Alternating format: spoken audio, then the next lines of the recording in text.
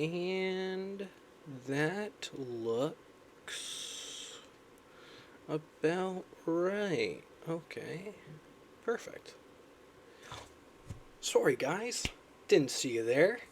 I was just writing a review on one of the hottest movies of last year, the Super Mario Brothers movie. I'm sure it'll be taken very, very appreciative. Okay, I'll just get out of that. And that leads us to what we're doing today. Today we are doing the Pokemon Fight Club. Now, the Fight Club is just me. So it's going to be me versus each and every one of the Pokemon from the first two generations of Pokemon. So, I know what you're thinking. Well, obviously, you're going to lose to every single one of these Pokemon. Well, that's not true. Because we are going to install some rules.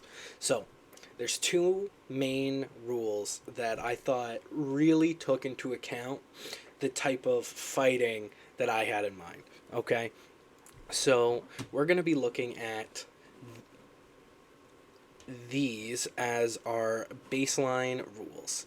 So, the location is going to be in an empty YMCA gymnasium. So, whatever you close your eyes and picture as a YMCA gymnasium, okay, the Young Men's Christians Association gymnasium. That's where we're fighting. Okay, no empty grass field, no. Oh, we're fighting in a creek, so obviously this thing is going to be more powerful. We're not doing that. We're fighting in a YMCA gymnasium. The second big rule, okay, is that we're not going to do any weapons. So I don't get any weapons. I can't say, oh, they've got a basketball, so obviously I'm going to be chucking the basketball. No weapons, no help, but also, in return, the Pokemon cannot use any of their trained moves or anything that would be other than physical. So, for example, Bulbasaur, right? We're not going to look at Bulbasaur and go, well, obviously he's just going to use Leech Seal. So, obviously, you're going to get cooked immediately. We're not doing that. It's all physical attributes.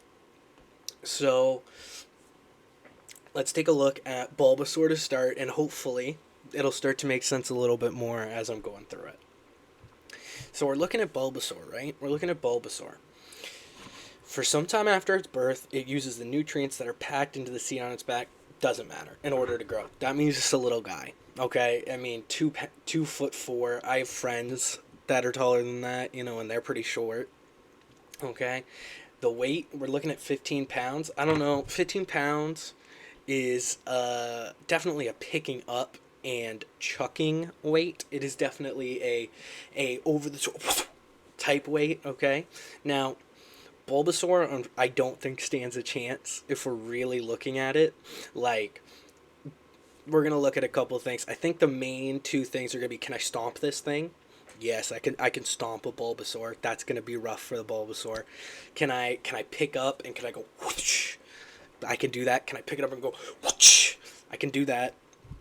So, honestly, I think for Bulbasaur, just starting out, we're going to put it in the Would Destroy tier. So, also, I forgot to explain, there are 5 tiers that we're going to be putting these different Pokemon in. So, there's Would Destroy, which means, I would destroy it. Not really a big deal. There's Close But I'm Winning. So, I think in this tier, it's just like something gives me that edge. Something about it, just ain't right. The 50-50 chance, I'm saying that, it's about as close as it possibly can be. It's a real coin flip, okay? Close, but they got me. That's the opposite, where I think they might have a little bit more of an edge for some reason. And dead, which just means that almost the second I walk into this gymnasium ready to brawl, I'm going to be put down.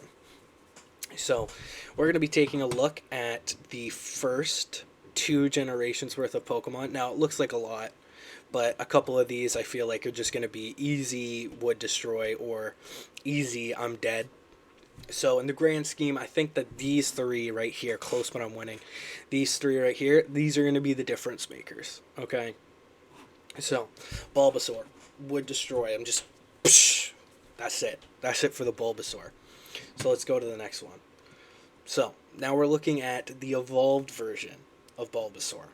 Okay, so this is an Ivysaur. So we're getting an extra bit of a foot height, a little bit heavier, but I mean it says it's a poison type. But if we're really looking at it, not a lot of poisonous attributes to it. The more sunlight Ivysaur bathes in, the more strength wells up within it. Well, guess what? Not a lot of sunlight in a YMCA gymnasium. Okay, we got LEDs. We got these crazy ass bright lights that every time you go to take a shot, okay, you're getting blinded the entire time. So no sunlight in here, boy. So honestly, we're looking at 3'3" and 30 pounds. I think this is within stomping range again. You know, like not a lot this Ivysaur is gonna do after it's getting stomped on. You know, getting its its rose ripped off. I mean, come on, like what is it gonna do? I mean, and HP, like we're looking at like 4 bars here. You think a stomp isn't gonna be like 2 bars minimum? Cooked. I think this Ivysaur is cooked. And also, 3'3", like that's a little bit harder. But if we're looking at like if I got one hand on this side of him, one hand on this side of him, I'm slamming that. Okay, it's getting slammed, and that's just what it is. So we're gonna put Ivysaur also in the Wood Destroy. But if anybody has any comments or concerns about how I'm doing this, type it in the chat. We'll take that into great consideration going forward. Okay, but Ivysaur, I think Ivysaur is a dub here. Okay, now this is where it's gonna get really tricky because these are as big as these Pokemon can get. These are as strong as they get. The 3rd evolution. Okay, so let's take a look at Venusaur. Sorry.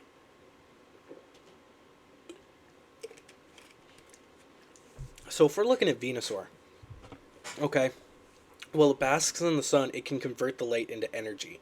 As a result, it's more powerful in the summertime. YMCA Gymnasium. This is why we're looking at the YMCA Gymnasium. Okay, there's just no shot that this Venusaur is gonna get any sunlight in this gym. Okay, the way that they make these gyms, it's all walls. It's all walls, okay? They don't want you to know what time it is. It's like a casino. They want you to forget about the outside world while you're putting up hoops, okay? But still, 6'7", that's huge. That's taller than me. I ain't ashamed to say it. That's taller than me. And 220 pounds.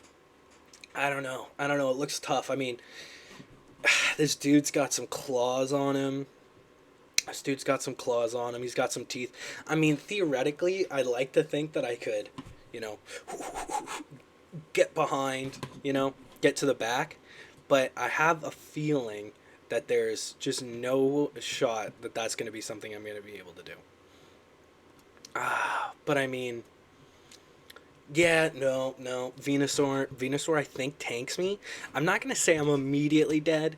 I think that there's a good shot that if I could get behind it, get on its back. But the only thing is is it 6 foot standing up or is it 6 foot crawling around? I've got to assume it's 6 foot crawling around, which is going to make it harder. Its little spin. I don't feel like he's going to be very fast, but I think I'm going to put close, but they got me. Because I think overall, if it gets me in those chompers, I'm kind of cooked. There's not a lot I'm going to be able to do. So, yeah, I think Venusaur's got me. Okay, now we're looking at Charmander. So another 2 foot, 18 pounds, a little bit heavier than the Bulbasaur, but I mean, it's just a bit. The flame on its tail shows the strength of its life force. If the Charmander is weak, the flame also burns weakly. Well, you know what? I kind of mess with that because that's almost like a health bar from a video game. Like if I'm throwing down with this Charmander, okay, how is it going to? Oh, here, one sec. Let me just make myself a little smaller. Move that in. Okay, there we go. If I'm throwing down with this Charmander, it's not going to be a secret, how much it's got to go. Okay, I'm getting in this Charmander's face. As soon as I start to see that fire go out, it's kind of over. I'm gonna that's when I'm gonna go crazy mode on this Charmander. I think this is another dub. Honestly, I do think it is. Now, do I want to get burnt? No. But do I think that this fire is gonna be like an issue? Not after I get a couple hits in, right? After I get a couple hits in, he's cooked. I think Charmander right here is an easy dub. Let's move on to Charmeleon. Oh, and of course, let's go back really quick. 2 feet, 18 pounds. Like I said, within stomp range, within pickups, toss range, within slam range. I think Charmander's cooked. Charmeleon. Okay. So Charmeleon, just like the Ivysaur. Yeah, the Ivysaur. A little bit taller, a little bit heavier. I think this is going to be, when it swings its burning tail, the temperature around it rises higher and higher, tormenting its opponents. Now, this might be the first close one, but I'm still winning, I think. 3 foot tall. He's running around. I mean, let's look at speed. I ain't very fast, but it's one of those things where it's like, after I get hands on, Bradley Martin style, after I get hands on, what's it gonna do? Okay, I mean, the tail is gonna be a problem, but if we're going by the previous thing, it's gonna start going out as I start winning, and as soon as I start winning, that's gonna be attack time. Okay, that's gonna be go for it mode, and honestly, I think that's just as easy as it's gonna be. Just give me one quick sec. Let me do something.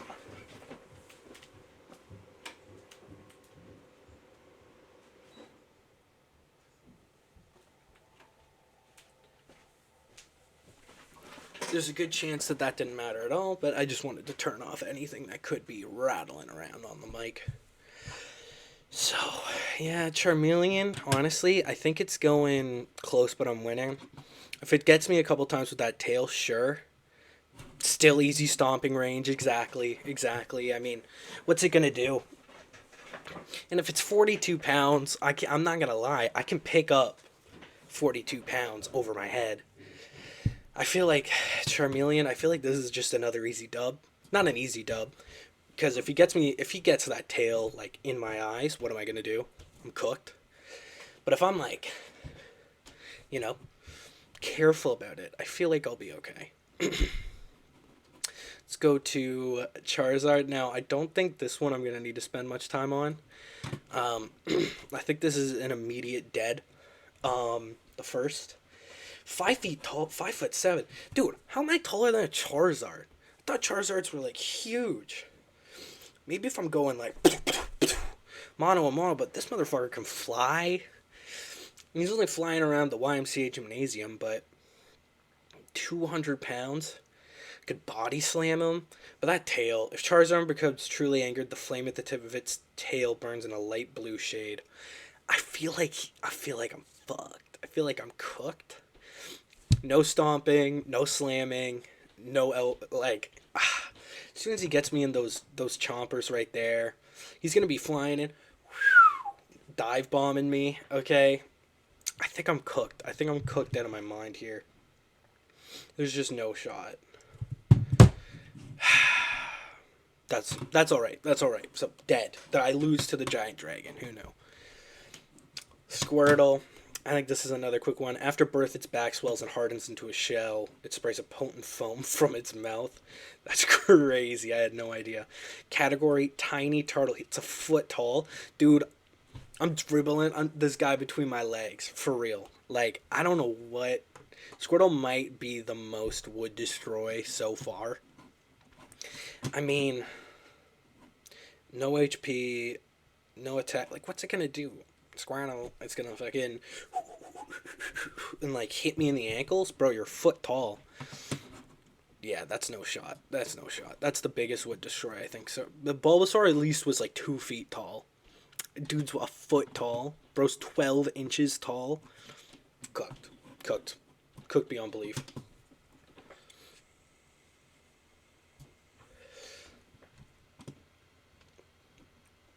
Now this one's a little bit more interesting.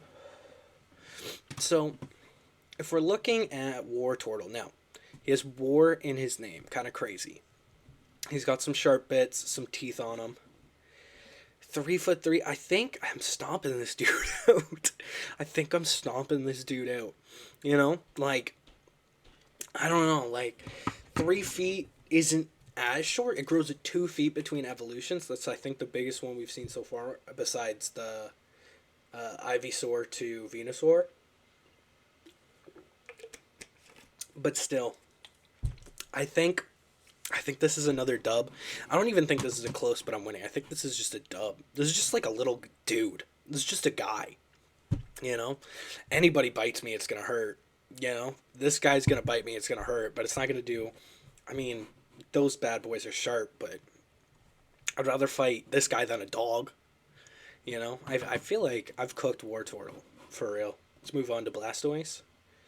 So this one's pretty quick as well. The dude with guns on his back is probably gonna ace me. I mean, I'm trying to say this is physical attributes only, but these guns could not be more attached to him. I think he's got me cooked all day. I would say it would be in this situation fair. Ooh, how do I click this? Yeah, I'm not even gonna let those.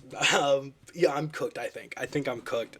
I don't think it's a close, but they got me. I think I'm fully dead. The second I walk in, it's from a cannon on his back. Now he is 5'3", short king, like a couple other people I know, and 188 pounds. I could pick this guy up, but I don't think I'm getting close to him. For real, I think he's got me. I think he's got me all day. Let's move on. Oh, this is a quick one. Caterpie. It's a foot tall. It's 6 pounds. I'm literally taking this Caterpie. I'm going, and I'm going to go, and I'm going to go, wham! I'm going to throw it against the wall as hard as I can. And that's it for the Caterpie. The Caterpie is the easiest wood destroy so far. I mean, it's kind of not even close. Category Worm. For protection, it releases a horrible stench from its antenna, from the antenna on its head to drive away enemies. Doesn't matter. Doesn't matter. Doesn't matter. It's, sure, it might smell like ash in there, but it's splatted against the wall, and it's not even close. Now, Metapod. So I'm going to need to see the defense on this one.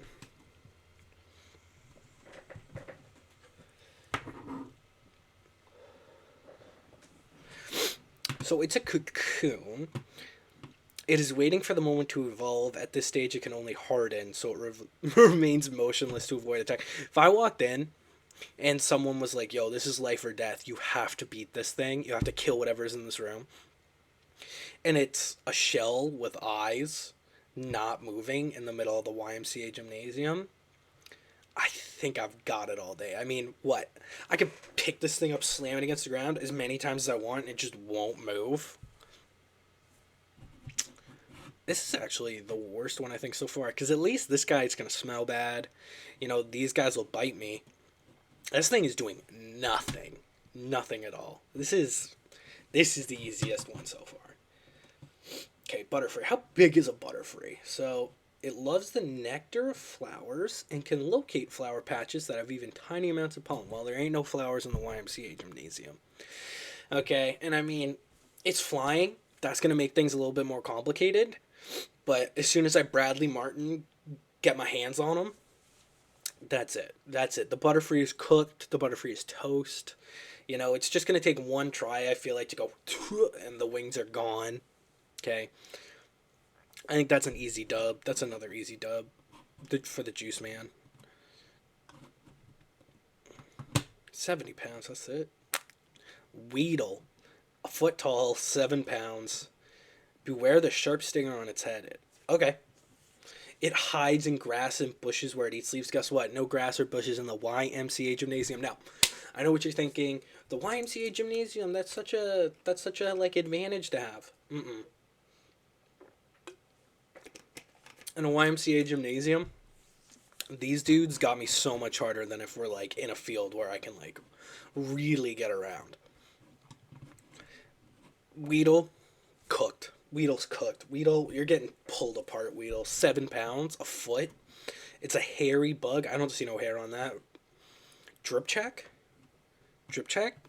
Wave check? Wave check? Nothing. Nothing on him. Okay, sorry. That's another. Ooh, where'd my Weedle go? That's another would destroy. Easy peasy. Kakuna. Is this just another one? Able to move only slightly. When it endangers, it might sting out its stinger and poison its enemy. Now, that's a little scary. I don't want to get poisoned. I can't necessarily see where the stinger is. I'd have to assume it's down here. I think you're getting cooked, Kakuna. I mean, I think you're getting stomped out. Because if it's only able to move slightly, if I'm just avoiding this bit, which I'm assuming the stinger is. Here, let's check out its other thing. Oh, it's literally never changed. It's done. It's ripped. Okay, this Kakuna, anything that is the I'm gonna hide in a shell Pokemon, they're done. They're done. There's just nothing it can do. I mean, it literally is saying it can only move slightly. I think I'm cooking a Kakuna. Now, Beedrill, this is one of the scariest things I've ever seen in my life. It has 3 poisonous stingers on its forelegs and its tail. They are used to jab its enemy repeatedly. Okay, I think Beedrill has got me all day. 3 foot tall, bug poison. It's not a flying type. It's actually weak to flying type, which is interesting. But yeah, no, man. This Beedrill has got me. I mean, what am I gonna do? Like, it's 3 feet tall. If it's just like running at me, I'm gonna freak out, man. That's it. The Beedrill, easily, and its poisonous stingers, it's gonna like jab me in the chest 8 times before I know what's happening. This Beedrill's cooked me. Pidgey, a foot tall, 4. Okay, as soon as it's like fighting a pigeon. As soon as you grab it out of the air, that's it. Okay, you got it. That was a stolen joke. But still, as soon as I get my hands on it, that's it. Bye bye Pidgey. Okay, that's not even a question. Now, Pidgeot, it's 3 feet tall. That's huge. These claws look pretty dangerous. I mean, I have to. I'm thinking. Honestly, I'm thinking that these feet are probably closer to like.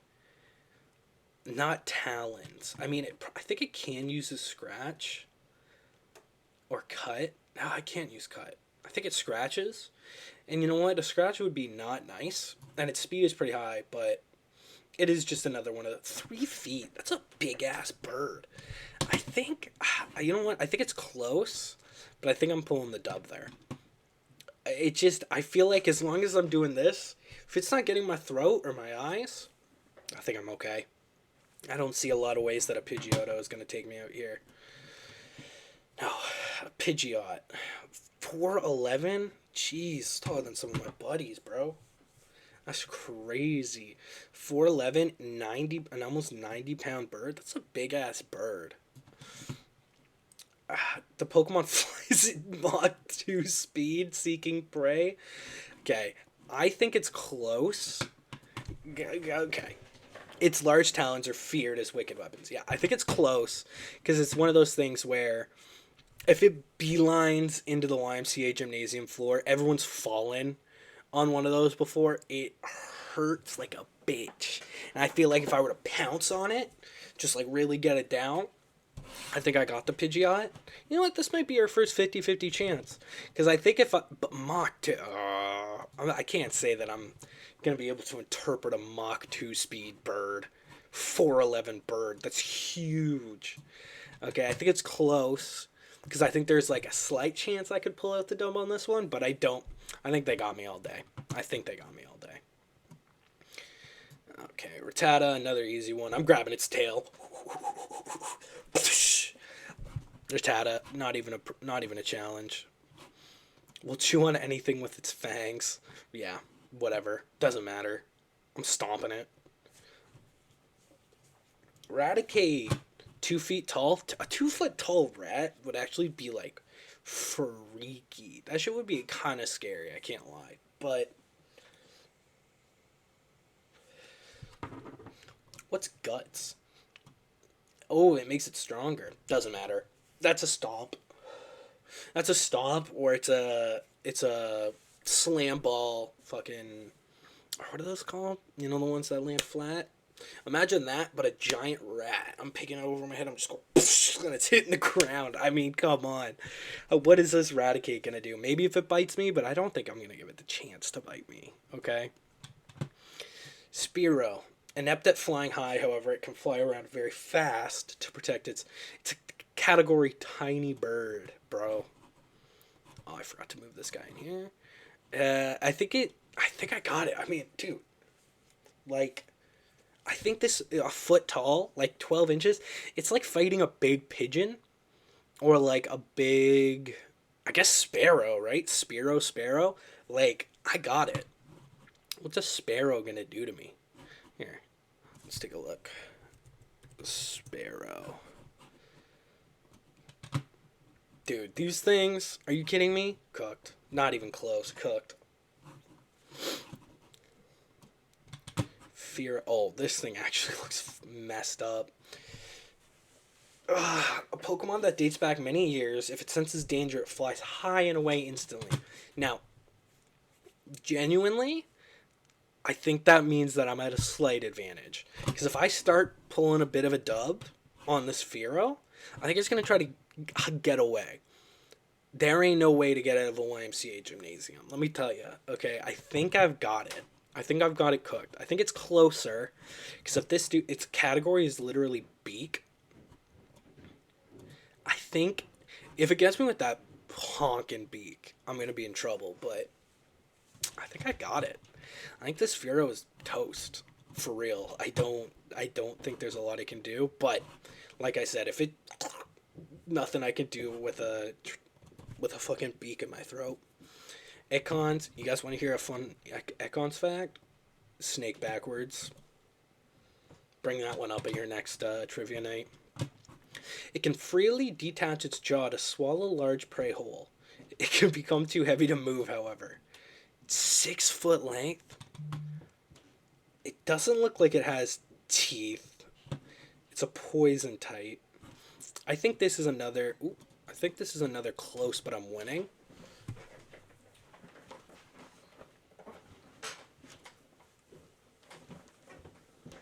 Ugh, sorry about that.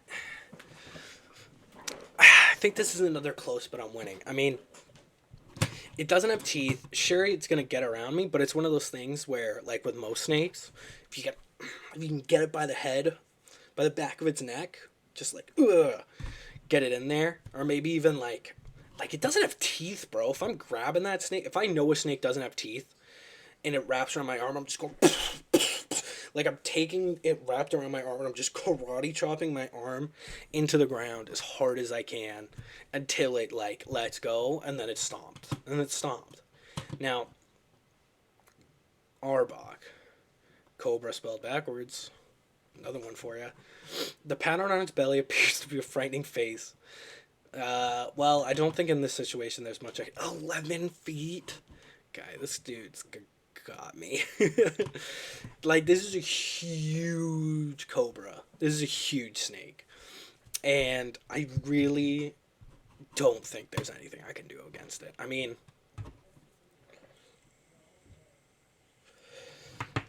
it's got the teeth. Yeah, this, I don't even know why I'm looking at it. I'm cooked. Pikachu. Now, okay, what does static do? It's charged with electricity and may paralyze attackers that have to make direct contact. So, I think this is our first 50-50. Because if I'm not getting paralyzed, this 1 foot tall mouse is not getting me. Okay? But the fact that on the 8th punch to its fucking mouth, you know, I think if I get paralyzed, it's just gonna, like, get me. Like, if there's nothing I can do, there's nothing I can do. You know, paralysis in a YMCA gymnasium, I think I'm cooked. So I think this is the first 50-50 chance one. And I'm pretty happy about that. I'm pretty confident in that.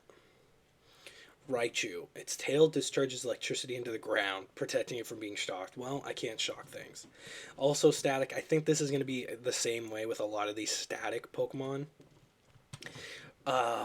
I think this is another 50-50. I mean, what is a 2 foot mouse going to do? 66 pounds, it's getting picked up, it's getting slammed. But as I'm going up, if all of a sudden I get paralyzed, like, that's my nervous system shot. I'm not a Pokemon. I'm cooked. I'm dead. Okay? It's just gonna, I'm gonna, like, fall backwards, hit my head, get a grade 3 concussion, and that's it. I mean, those YMCA gymnasium floors are hard. Okay? They're hard wood. That's it for me. That's it for me. I think it's a 50-50. If I can get it in one kick, though, like the first kick, even if it paralyzes me, if it's done, it's done. Sandshrew. It digs deep burrows to live in. When it attacks, it rolls up its body. So I'm fighting a possum. I mean, I know it says mouse. Sandvale. Evasiveness in a sandstorm. Ain't no sandstorm in a YMCA gymnasium. That's a wood destroy. Those look kind of sharp. 2 feet tall. It's not bad. But it's like fighting almost like a koala. That's kind of, I know it says it's a mouse Pokemon. And it like curls up like a whatever those dudes are called. It's not a possum. They play dead. The ones that turn into balls. I think I got it though. I think I got it. I've gotta put that bad boy in the wood destroy. So a sand slash. So this thing looks crazy. I think it is adept at attacking with the spines on its back and its sharp claws while quickly scurrying about. This is legit like fighting almost like a face hugger. Nah, 3 feet's pretty. 3 feet's nothing to like mess around with. I think if it's like it's running around, if I can get a kick on it maybe, but I think it's I want to say close but I'm winning. But honestly, I think this is a close but they got me. If I can't attack because of these on its back and its front is getting me with these, I don't know what I'm going to be able to do. 3 feet tall, can quickly scurry around. I think Sand Slash has got my number. Nidoran, females are more sensitive to smells, whatever. Stay down with the predators. Ooh, what's Poison Point? Contact with the Pokemon may poison the attacker. That means I'm dying like 3 days later, but by that point, the Nidoran is gone. Okay, the Nidoran is cooked. I'm not too worried about the Nidoran at that point.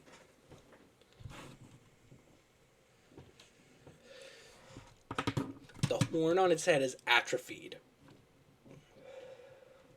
So it actually is losing atrophy. Where did the horn on its head? There ain't like maybe this? I don't know. Still cooked. I mean, 2 feet tall, 4 pounds. We're looking at Poison Point, but honestly, if I'm dying a couple days later, it doesn't even matter. That's another wood destroy. 2 feet tall, 44. That's a stomping range guy. That's cooked. Nidoqueen. 4 feet tall. It's a drill. Another Poison Point. I think like a 132-pound this guy doesn't have teeth. I think I've got it. I think it's close, but I'm winning. I think that's a close, but I'm winning. Because, yeah, it can't bite me. It doesn't look like its claws are that sharp. If I get on its back, I could sleeper hold. I'm pretty sure Pokemon need oxygen, right? Just cut off. All of a sudden, then it's a stomping range. I think the next three are going to be very similar. Because these are just the dude versions of, Nidoran, Poison, a foot, don't get hit by this and I win. Dub. I think I can avoid this. I mean, well, it doesn't look like it has much tilt in its head. Because it's like one of those things where if you grab a snake by its tail, it's just going to loop around and bite you. I don't think this guy's got that head movement and rotation. So, Nidoran's cooked. Nidorino. With a horn that's harder than diamonds. This Pokemon goes around shattering boulders. Ooh. So I just can't get charged. Okay. I would say it's a close, but I'm winning. Because if this guy gets me in the foot or in the knee, 2 feet tall, 2'11", so almost 3 feet tall. It's going to be close, but I think I've got it. Like, what is it going to do?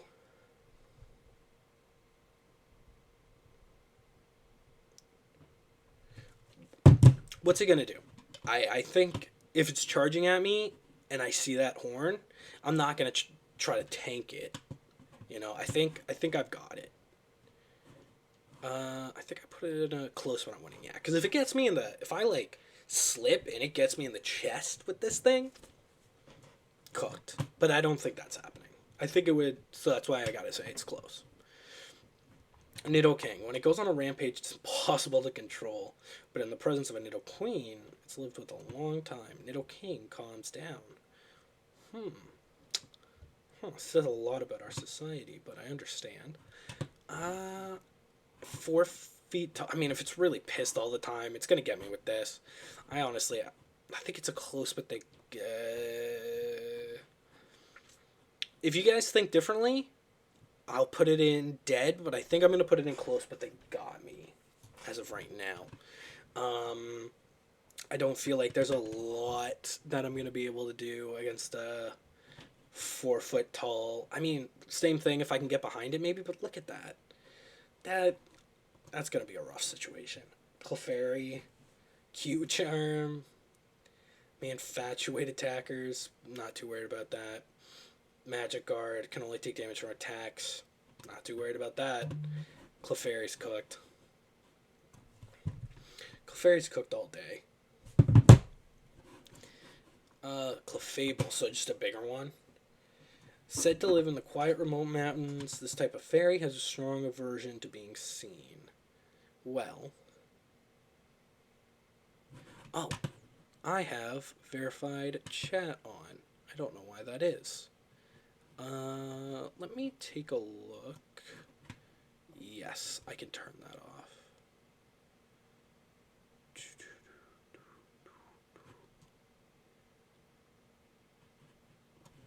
You know what? This is I'll Google this.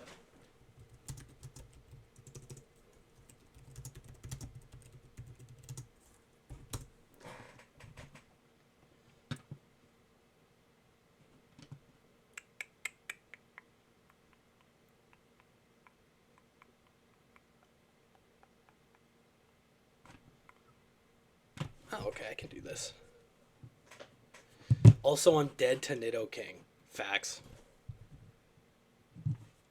I'm confident. I'm confident that this Nidoking's probably got me. You're probably right. Nidoking is huge. Okay, so it just says to my dashboard. What's that? This? Gotta assume that's this.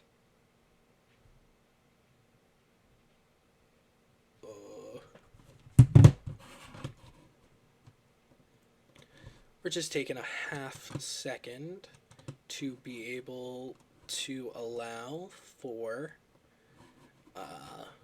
more people to be able to chat. I believe that should be okay.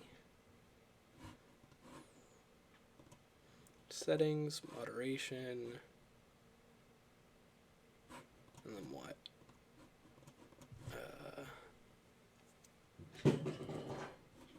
That's crazy.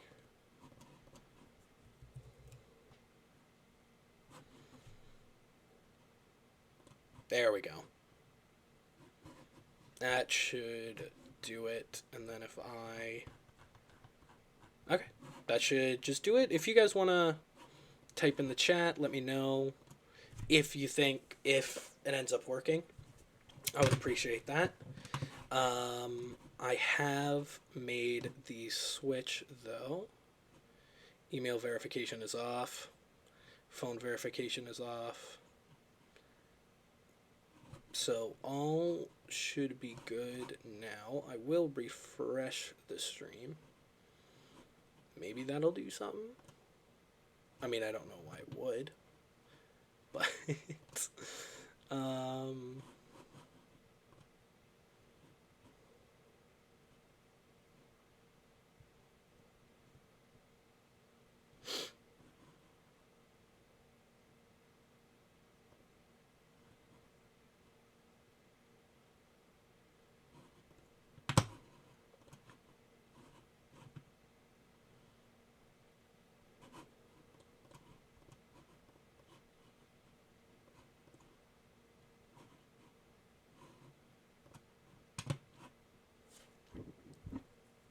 Okay, it says email verification and phone number verification is off, so hopefully that means that it should be able to work now.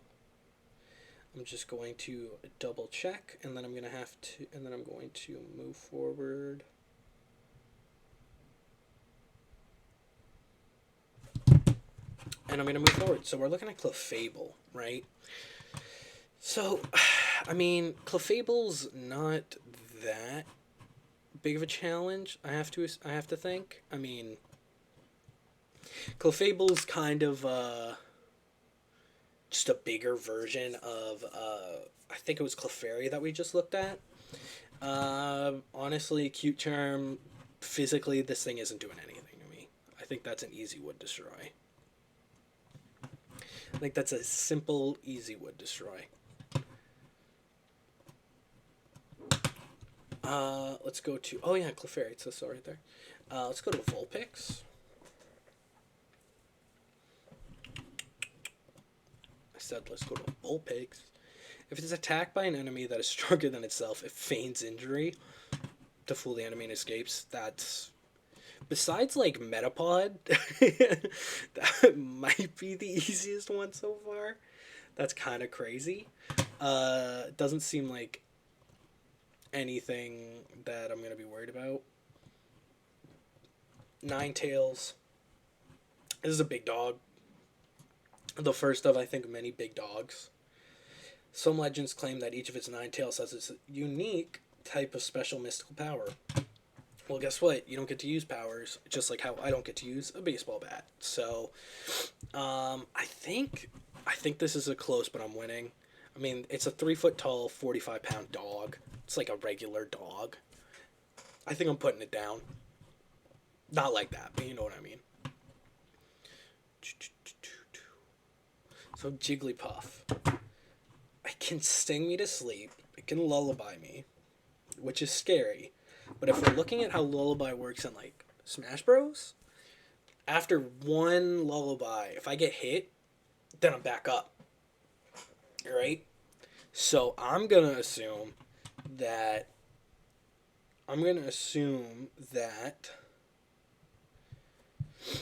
I'm okay. I'm going to assume that it's going to be fine. So I'm going to put this in a close, but I'm winning. But I am very still confident that even with its lullaby, I still got it. And if we're calling lullaby a TM, then there's actually no shot. But, I mean, it's a physical thing that it kind of does. So, no, I'm confident. I'm confident I'll be okay. Wigglytuff, just a bigger Jigglypuff. It's got very fine fur. Take care not to make it angry, or it may inflate steadily and hit with a body slam. I don't really want to get body slammed, but I think getting body slammed by, up to balloon category, that's funny. Just in case the body slam, I'm going to put it in the close, but I'm winning. I'm not too worried about it overall. I think it's getting cooked. Let's go to Zubat. It emits ultrasonic waves from its mouth to check its surroundings, even in tight caves. It's another thing where it's like, you know what? Let's put this in close, but I'm winning. We're gonna take in what this says, because we're gonna say that that's innate and not something it has to learn like a TM. So I think I've got a Zubat. I mean, I'm gonna put it in close, but I'm winning. Only because of its, like, supersonic rays or whatever. But ultrasonic waves, can we hear ultrasonic waves? That's a stupid question to ask. I think I've got it, though. I don't know. This Zubat, I don't think is going to end up doing very much.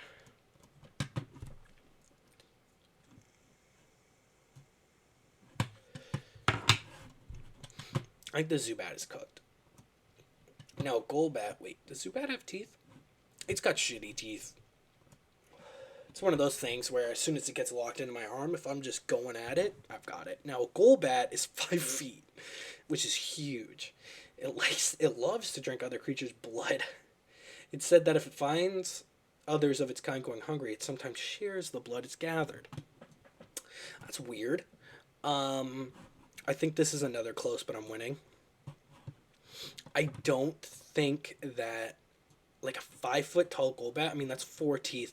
Maybe if it like hooks onto me sideways, it's got to puncture something big. And let me tell you, my organs are covered by a thick layer of fat. So I think I've got a Golbat too. Oddish immediately. We all know Oddish is going right here. Look at the little guy though. He is cute, but he is also like a baseball size, like literally a pitch over your shoulder, hit him with a seam splitting fastball right into the wall of the YMCA gymnasium. I think he's cooked. I think he's gone. Let's go to Gloom. The fluid it oozes from its mouth isn't drool, it's a nectar that is used to attract. What is chlorophyll, by the way? Stand in harsh sunlight? Doesn't matter. I'm cooking this guy. How tall is he? 2 feet tall, 19 pounds. That's a stomp. That is the most clear stomping range guy that we've seen so far. Its category is weed. Let's go. Epic. Let's go to Vileplume. The bud bursts into bloom with a bang. It then starts scattering allergenic poisonous pollen. It's actually kind of scary. I'm going to put it in a 50-50. Because it is one of the allergenic. So if I'm like crying, I'm sneezing and stuff, it's going to be worse for me. But it's like almost 4 feet tall, 40 pounds. If I get on top of this guy, I don't think there's much he's going to be able to do about it. Paris, sharp claws, but a foot tall, 12 pounds. Effect Spore. Contact, poison, sleep, or paralysis on the attacker. I think it's one of those things where it's like, let's say I'm wearing shoes in this situation. Like I'm just wearing like a normal fit, you know? Like I'm styled up, obviously, but just like a normal fit. It's getting kicked. It's getting kicked hard. And I think that's how Paris goes down. Easy. I think that's how Paris goes down.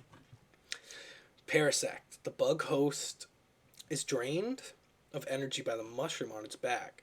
The mushroom appears to do all the thinking. I'm ripping the mushroom off. Is that crazy to say? Like I'm just... Look at those eyes. If I like running drop kick this mushroom, is it not flying off? And if it doesn't, and this goes flying with it, is chance like it's going to get stuck on its side. I think Parasect... Oh, I forgot to move that bad boy. I think Parasect is another one where it's kind of just cooked. There's not a lot Parasect is going to be able to do. Oh, look at this guy. Poison oozes from all over its body. It catches small bug Pokemon at night that are attracted to light. So it is interesting that, like, I always thought Pokemon were always like, oh, we live in harmony, you know, we're all just kind of vibing. No, this guy's a predator. Catch a small bug Pokemon. This dude's eating Weedles like no one's business, okay? Compound eyes. Accuracy. Tinted lens. Can use not very effective moves to deal regular damage. Doesn't matter. I think I got this guy. Like, I know it... if you look at a lot of the wood destroys, it's all size based. Like, but I mean, if we're really looking at them, like, what is a lot of these gonna do physically? Like, not a lot. I think it's been pretty fair so far. A lot of these paralyze, poison guys, I think make a lot of sense. Just overall, but still not too worried about it. Venomoth. The wings covered with dust-like scales. Every time it flaps its wings, it loses highly toxic dust. Ooh, I don't love that. I think they got me then. Like, what, I'm just supposed to not breathe while it's poisoning me every time, while it's just flying around above me? Now, its weaknesses is flying, and it's not a flying type, which is crazy. But I have to assume, like, it's got the wings. It's gonna be flying around. You know? I think it's got me cooked. Easy. Well, maybe not cooked easy, because it is still, about 4'11" bug is pretty huge. Diglett? Sorry, Diglett. You're 8 inches tall. It lives about 1 yard underground where it feeds on plant roots. Diglett, that's a dub. Don't even need to really talk about it. It's a ground type. It's got like one hit. Like that's stomped. It's like you're playing whack-a-mole with Diglets, and now you're fully playing whack-a-mole. Like, what are you gonna do, Doug Trio? There's three of you.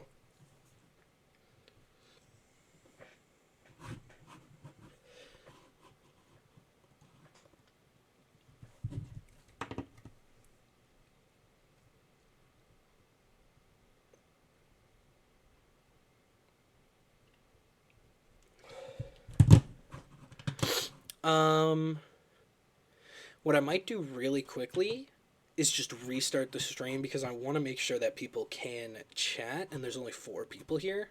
So hopefully, if I just stop streaming and then start streaming again really quickly, it won't make a difference. There we go.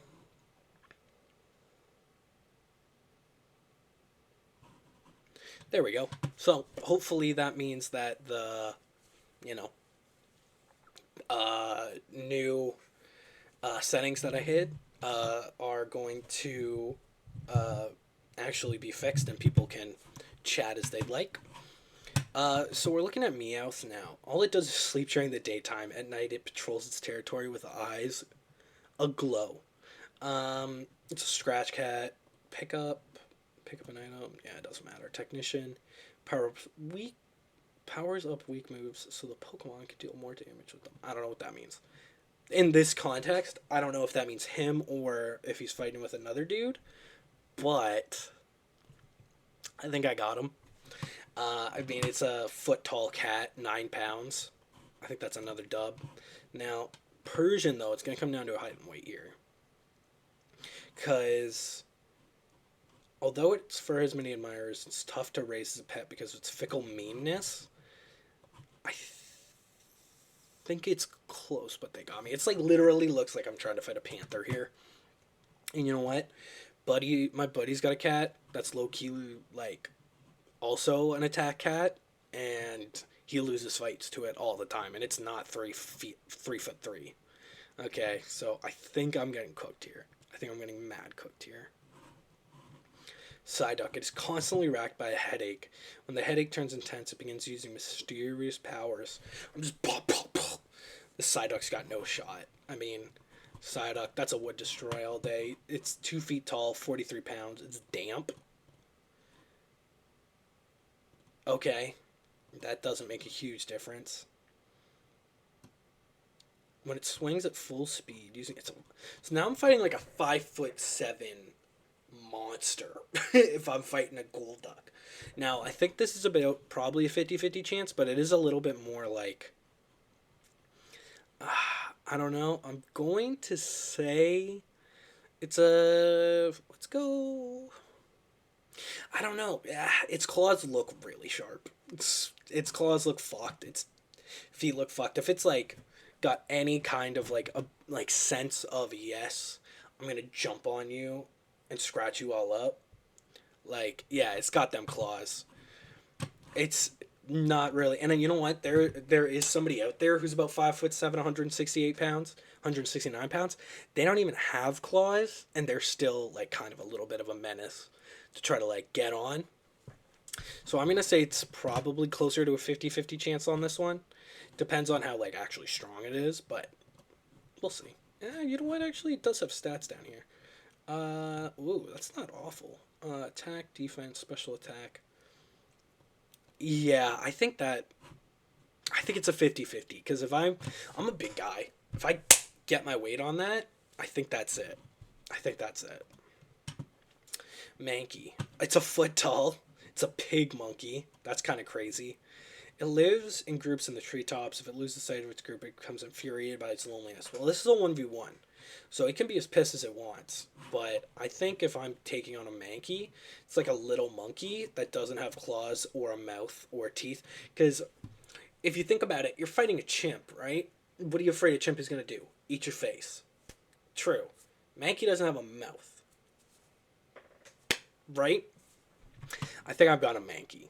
Now, Primeape, it becomes wildly furious if it even senses someone looking at it. It chases anyone that meets its glare.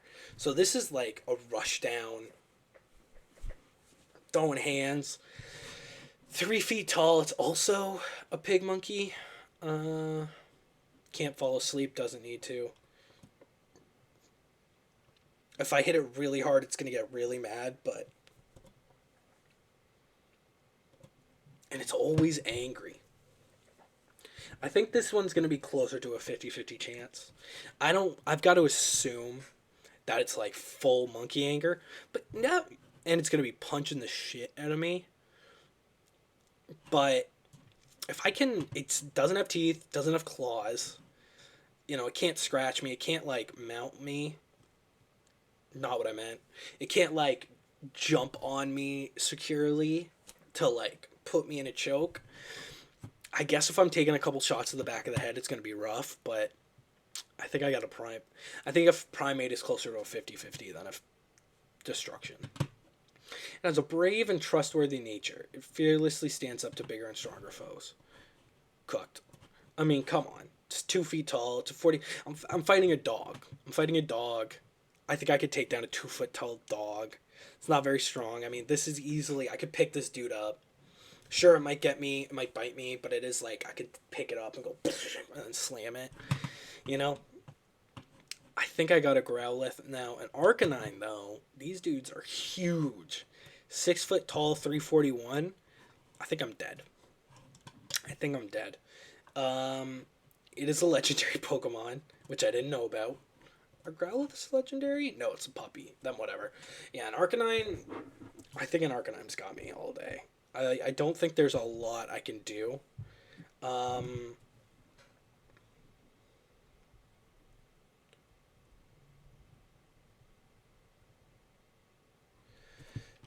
don't think there's a lot I can do here. I mean, it's huge. Flash fire. What's flash fire? If it's hit by a fire type move, I don't breathe fire. Intimidate the opposing. Yeah, I don't love my odds. I think a Arcanine's got me all day. Now, a Poliwag is a 2 foot tall tadpole. Womp. Cooked. I mean, I don't know if that's crazy to say. But, like, look at it. It's fast. But so is a rat. If it's getting stomped, it's getting stomped. You know? I feel like this is a Poliwag is an easy dub. Now Poliwhirl, he's got them gloves on though. He's kind of fitted up, Loki. He kind of has that shit on though. Its 2 legs are well developed, even though it can live on the ground. It prefers living in water. Also still a tadpole, 3 foot, 44 pounds. I think this is I don't even think it's really that close. I think I'm getting a Poliwhirl. Like it's just a little dude. It's just like a little dude is running around punching you. And I don't know. These could be like rock solid, but I don't think they are. I think they might be a little soft. I think a Poliwhirl is getting cooked. Poliwrath, this dude looks pissed. That uses all of its muscles. This guy is strong. Strong 119. I think it's close, but I think I'm winning. Like it's also, it's not that heavy. 120 pounds. I mean, not that worried about it. It can't grab me. It's just gonna be punching me. Speed is a little big, but if I'm like circling it, as soon as it's Bradley Martin, get my hands on you. This ain't an MMA fighter. I think I got it. This Pokemon uses its psychic powers while it sleeps. Okay, so this is the only thing. Psychic Pokemon are crazy. Because I have to imagine, like, if I'm fighting a psychic Pokemon, it's either headaches or hallucinations. Those are kind of the two kind of psychic damage that I'm kind of thinking about. Now, sure, I might have a headache, but it's sleeping? It's taking a snooze? Bro showed up to the fight, to a knife fight with a nap? You know what I'm saying? Like, I don't think that an Abra is going to be doing too much. Maybe the contents of Abra's dreams affect its power. So I just got to be hoping that it's not having a super nightmare, and I've got it. I've got it all day. Using its psychic powers, it levitates as it sleeps. It uses its springy tail as a pillow. Huh, that's kind of weird. I think it's close, but I'm winning. Because if we're looking at HP here, this dude has less HP than it even looked like a Poliwhirl did, or whatever one was a Poliwhirl. 4 feet tall, 125 pounds. It levitates as it sleeps. That's not gonna do nothing. Its spoon might be crazy. It seems a little scary. It might have some tricks that I'm not thinking about, but I think I've got it. I think I've got it. Let's go to Alakazam. It has an incredibly high level of intelligence. Some say that Alakazam remembers everything that ever happened to it, from birth till death. Guess what? Sheldon Cooper also can remember everything that ever happened to it from birth till death. Okay? That's not really a Pokemon ability. That's kind of a Bazinga moment. I think I've got it. It looks kind of scary. It's a psychic type. But does it have innate psychic abilities? If we're looking at these, if it's paralyzed, doesn't matter, I can't burn it. Intense focus prevents it from flinching. That's kind of cool. I think that this is also going to go into a close, but I'm winning. It doesn't say that it has innate psychic abilities, so I'm going to assume that means it can't brain bust me. It can't make my... You know, someone said a spoon bender in chat. That's for real. I don't think there's much I can do.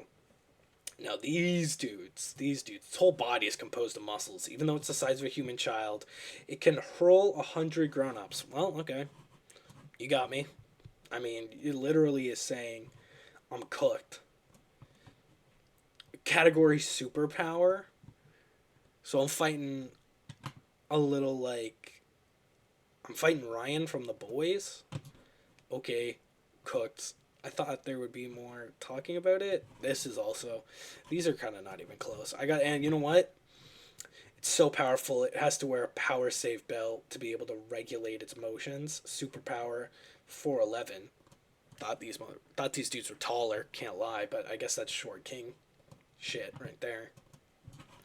And Machamp, yeah, I'm getting folded. It's literally gonna pick me up. Like, it's 5 feet tall, but it's gonna pick me up, crinkle me like a can, and throw it over its shoulder. Like, there's nothing. It can launch 1,000 punches in 2 seconds. Excuse me? Oh my god. Okay. Yeah, Machamp all day. Good for them. I did not know that they were that strong, but, you know. Now we're going to look at Bellsprout, number 69. Let's go. No matter what it's doing, if it detects movement nearby, it will immediately react by reaching out with its thin vines.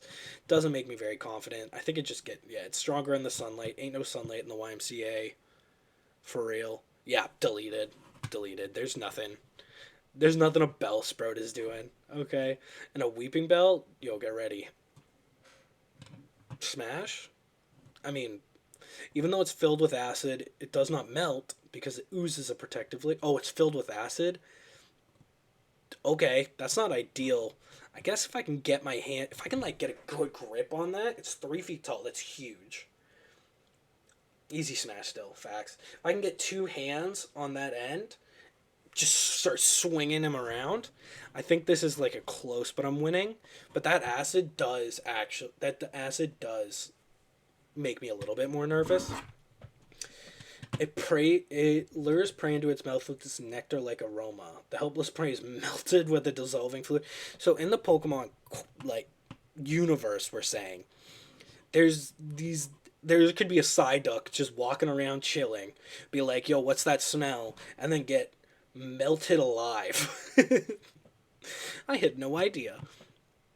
I guess that's that early Pokemon vibe, but I think it's close, but they got me. I mean, it's 5 feet tall. It can get like the majority of my body in its mouth. Its speed isn't like, it's like not high, but I feel like it's got me. Does it move? I don't know if it moves. But I feel like this thing probably moves, and if this thing can maneuver in a way to get me into this hole, I'm cooked. I'm cooked. There's not much that I can do.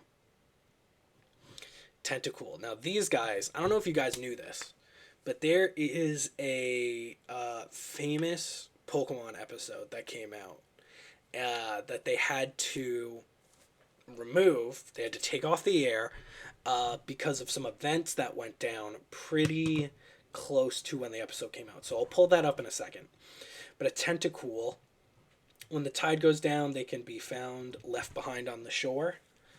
Okay, so this guy's cooked. I mean, so I did think about this. So the idea that I'm fighting things that should be in the water, right? So what's this guy? I'm going to pretend that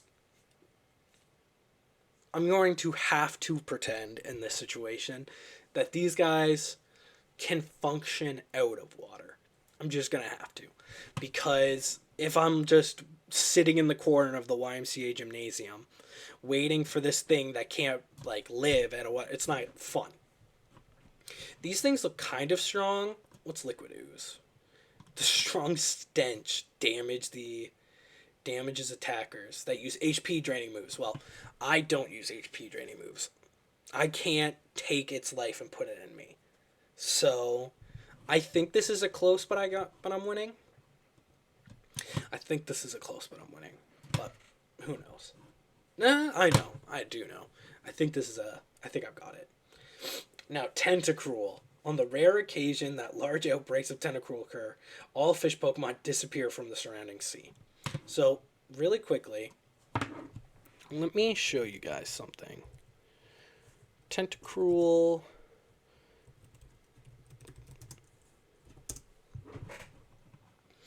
So, there is a famous video, or a famous episode of Pokemon, where a bunch of Tentacruel come and straight up just destroy a city. And I mean, this one looks like obviously like a giga-sized version. But look at that. Oh, sorry. Look at that. What am I going to do against something that can functionally destroy a whole city? Now, there was a famous, an infamous terrorist event that went down. So you can't really find that episode anymore. But I think it's got me. I mean, I don't even think it's close, but they got me. I think it's a 5 foot tall thing that has all of these, and look at this. Like, I'm getting cooked. I'm getting chomped on. Okay, it's got me. Geodude. Okay, I was thinking about Geodudes. So at rest, it looks like a rock. Carefully stepping on it will make it swing its angry fists around. So it's got strong defense, decent attack, very low speed. I think this might be a close, but I'm winning. It might be closer to a 50-50. It might be closer to a 50-50, but I think I've got it. I think I've got it, because it's like, if it's not very fast, then what's it going to do? If I'm grabbing one of its arm and I'm swinging it, or I'm picking up one of its arms and I'm just smashing it against the ground, like, eventually I'm going to be fine. But a Graveler, a slow walker, it rolls to move. It pays no attention to... I think this is close, but they got me. I think if it's rolling around... You know what? No, this dude's just a giant rock. I think I'm dead. Its category is rock. Protects the Pokemon from recoil, so it cannot be knocked down by a single hit. One hit KO moves will also fail to knock it out. That's interesting. No. I cannot do anything against a Graveler. I mean, it's legitimately like trying to punch a boulder, and I'm not Chris Redfield from Resident Evil 5, okay? I can't just punch a boulder and expect to be okay. And let's look at the fully evolved version. This thing has got me dead to rights. This thing is going to grab me and then just like, or like roll over me. Like, what am I supposed to do? Am I supposed to get my hands in there? It's a megaton category. It's almost 700 pounds. It's just under 700 pounds. Like, Dom's got me. Oh, Ponyta. This is interesting. About an hour after its birth, its fire mane and tail grow out, giving the Okay. I think it's a close, but they got me. But I do have to say, it's a 3 foot. It's like a pony that has fire on its back. It does not have fire on its stomach. I'm actually going to move it to 50-50. Here's why. Sure, it's got fire. Right. Sure, it's going to be burning. But if its stomach is like kind of left exposed, or if, you know, I can get to maybe this area or its eyes, its back is the only part of it that is not ideal to mess with. And I don't think I'm going to be trying to jump on its back in this situation. I think if I'm seeing like, hey, it's on fire, there's a chance. I think I would have more of a chance. But Rapidash, it gallops at nearly 150 miles per hour with its mane blazing. Yeah. So that's a dead. 150 miles per hour is insane. That's really fast for people who don't know. With its mane blazing, it races as if it was an arrow. Look at that. It's a unicorn. There's a movie called Cabin in the Woods. A dude gets messed up by a unicorn. Okay, I'm not beating a unicorn in a fight. It's just not going to happen. But I do think I could beat a Slowpoke in a fight. It's incredibly slow and dopey. It takes 5 seconds for it to feel pain when under attack. It's oblivious. It's got a lot of health, but that's a destroy. That's a destroy all day. I'm not too worried about a Slowpoke. I mean, look at it. I'm playing Soul Silver right now, and there is a Pokemon trafficking, like poaching and trafficking part of the story, which is insane. Like, they're cutting off their tails and selling them. Kind of wild. I wouldn't have to do all that. I would just beat it in a fight. When a Slowpoke went hunting in the sea, its tail was bitten by a shelter. That made it evolve into a Slowbro. Now, Slowbro is sick. Look at this dude. And look at its... this dude's sick. But 5 feet tall. It's oblivious. It's a hermit crab.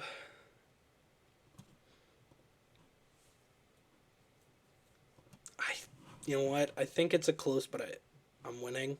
I mean, that's a huge shell, but what else is it going to do? I mean, it's 5 feet tall. That's a standing dropkick situation.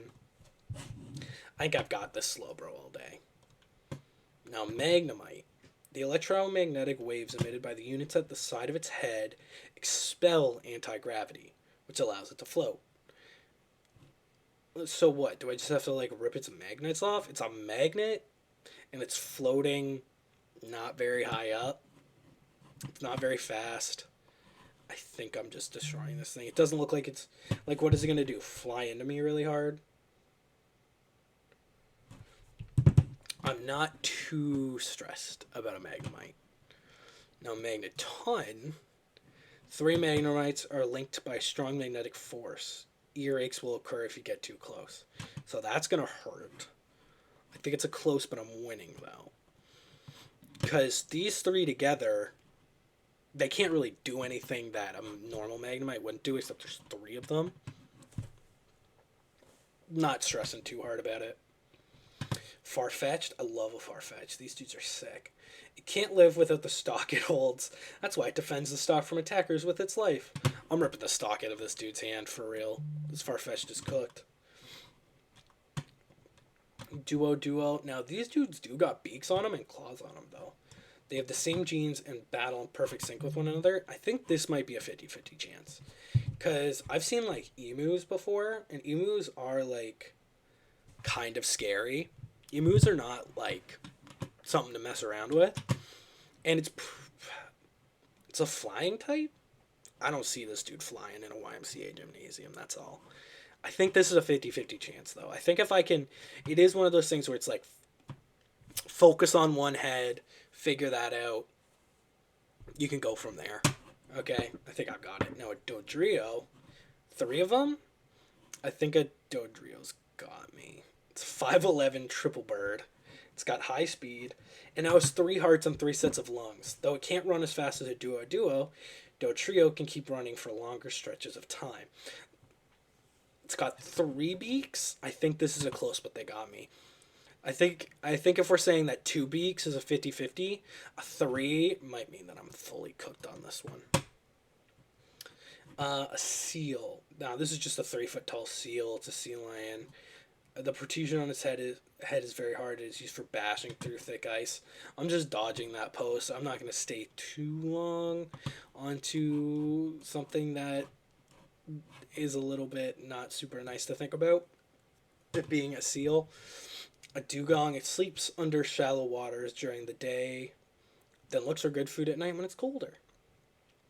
A YMCA gymnasium is not that cold, you know? It gets pretty hot in there. You know, people are balling. People are fighting in this situation.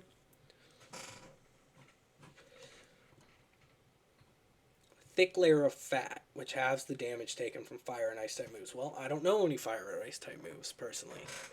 I know these fists. So, I think a dugong is going to be a close, but I'm winning compared to the Wood Destroy.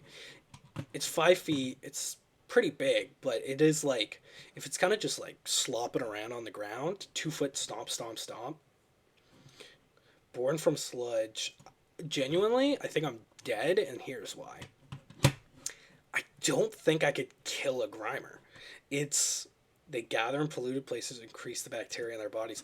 I don't think I can kill a Grimer. Like, what are you supposed to do? A Grimer doesn't look like it has a center of mass. It doesn't have, yeah, it looks like it's straight up is just a big pile of goo. And I don't really know how I'm going to take out a goo. So, it's just going to have to wait like 5 days, and then I'm going to die from natural causes anyway. I feel the same with muck. It is so toxic, even its footprints contain poison. That's another dead. Like, I'm not going to beat a better version of the thing that already is going to kill me. It is encased in a shell that is harder than diamond. Inside, however, it's surprisingly tender. This thing can't close. I mean, look at the tongue. Can't close shell armor. I'm just going to get my hand in there. Maybe pull it out. I think I've got a shelter all day. Now, Cloyster is scary, though. Cloysters are nobody say nothing about the Cloyster. But the Cloyster is kind of scary. Sharp spikes. I think it's close, but they got me. I mean, I can't really get to the face or eyes without being, like, interacted with this. It's 300 pounds. Yeah. I don't think I'm taking on a Cloyster. I think a Cloyster's got me all day. Nah, I would say there's a world where I could do it, because if they're in a gymnasium, if they get stuck on one of their sides, I don't really know how they're going to move. So I'm not going to put it in full dead, but I think they got me. Now, these ghost types are interesting. How am I going to hit a ghost type? It wraps its opponent in its gas-like body, slowly weakening it through preying through its skin. I feel like the next 3 might just be dead. I can't punch a Ghastly. There's a Ghastly on my team right now in my Soul Silver run. I like it because it can't be attacked by, like, physical things. Well, guess what? I'm physical. I can't get a Ghastly. I can vape him. That's interesting. I could vape him and, like, pretty much die because of that, I think. I mean, it would be in my lungs. I feel like I wouldn't be able to kill it through encapsulating it in my body faster than it could kill me by poison-like gassing me. It would be like vaping tear gas, I feel like. It goes to lurk in the dark and tap shoulders with a gaseous hand. Its touch causes endless shuddering. Well, it's also a gas type Pokemon. 0.2 pounds is funny. No, it's a ghost if we're looking at the ghost via the definition of how they're kind of interpreting a ghost of being like it's gonna go invisible or whatever, cooked. Gengar also one of the low key strongest Pokemon that you can play. I'm done. I'm done. Okay, what? Like to steal the life of its target, it slips into my shadow. There, the lights are pretty bright in a YMCA gymnasium. I'm gonna assume that that means that I'm not really casting a shadow. I mean, if you look at an NBA game, there's no shadows. I mean, if you look at a WNBA game, unfortunately, they do have shadows around them on the court, but I don't think that I'm getting a Gengar. I can't even get my hands on it. We've hit a solid stretch of there's just no shot. As it digs through the ground, it absorbs many hard objects. This is what makes its body so solid.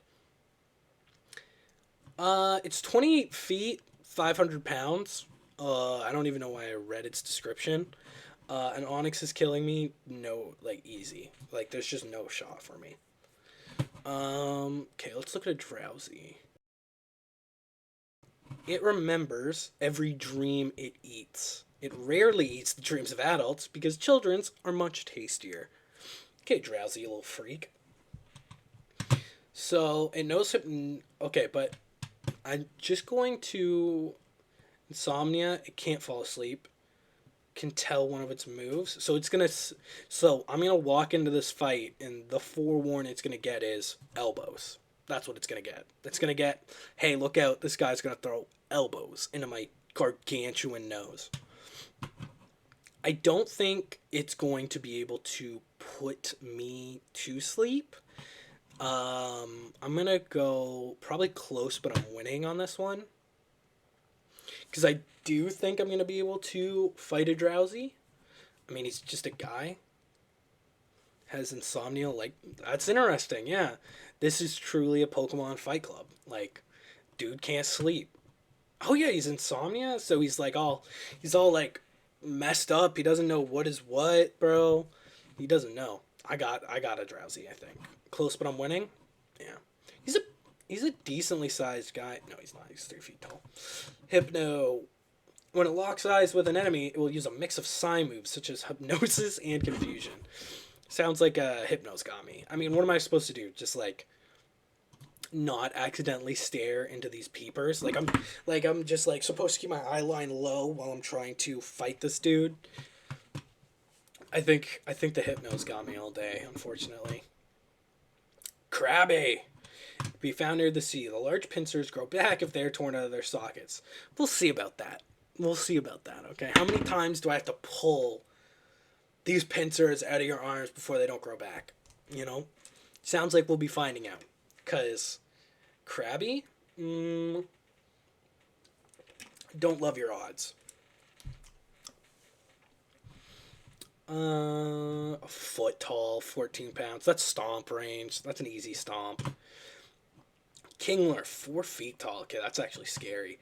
The large pincer has a 10,000 horsepower strength. However, it is so heavy it is difficult to aim. Okay. I don't think it's going to be hard to aim against me, I gotta be honest. I think I'm cooked all day. 10,000 horsepower? What? Horsepower to... let's go... Horsepower to... I'm thinking PSI. For every 1 HP of drive, the equivalent of... Okay, so unhelpful, but still.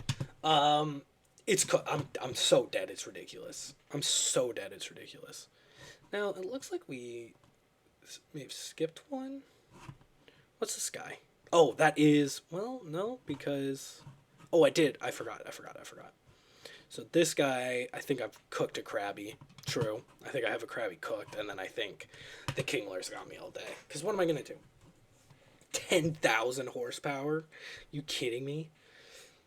It rolls the move. If the ground is uneven, a Sultan Jolt from hitting a bulk can cause it to explode. I think this is a 50-50 chance. I think if this Voltorb, if it blows up in my face, if it blows up at all, I'm cooked. I lose. But it sounds like it also loses. I think I'm going to have to go a 50-50 chance on this one. This Voltorb, like, what you going to do? What you going to do? Electro. Oh, wait. I think they both have static, though. Yeah, they do. And I'm confident. I would still go 50-50. I'm more worried about it blowing up the entire YMCA gymnasium than I am possibly getting paralyzed by how hard I kick it in its face because it's a foot tall. The more energy it charges up, the faster it gets, but this also makes it more likely to explode. Yeah, that's probably me getting cooked. Unfortunately, I mean, I'd like to think that I wouldn't get blown up, because obviously that's what everybody wants to think, but it just is not something I think I'm going to be able to overcome. Here, one sec. Sorry about this. Let me just. Oh.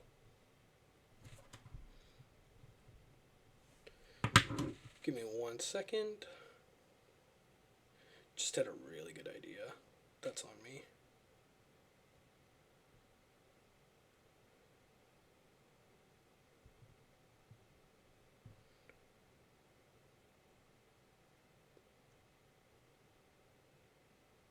But yeah, no, an electrode's got me all day. Like, what am I supposed to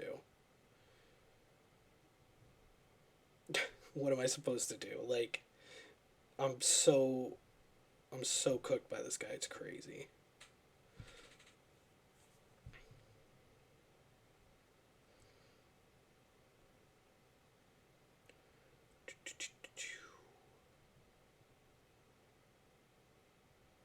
There we go.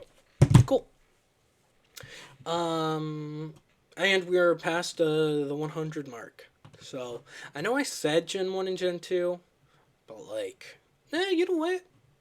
How many do we have here?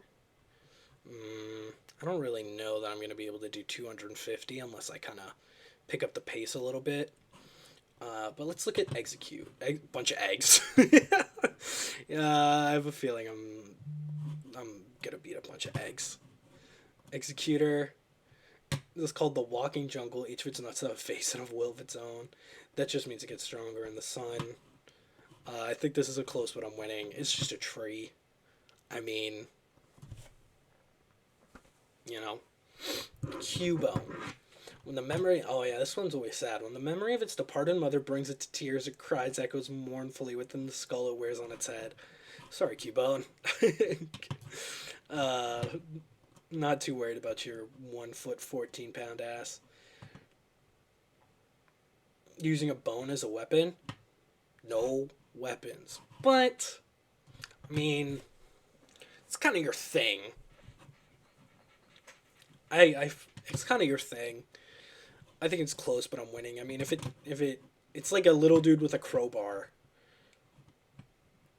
What's the lightning rod? Oh, electric type moves? Doesn't matter. I don't know electric type moves. Hitmonlee, at the exact moment it lands a kick on its target, Hitmonlee hardens the muscles of the soul, maximizing the powerful kick. I think it's close, but they got me. What am I going to do against this 4'11 murder machine? Single straight punch launched at over 300 miles per hour. Dead. Fully dead. You know what? I think I'm fully dead from Hitmonlee, too. Oh my god, look at this guy. I'm so cooked. It's crazy.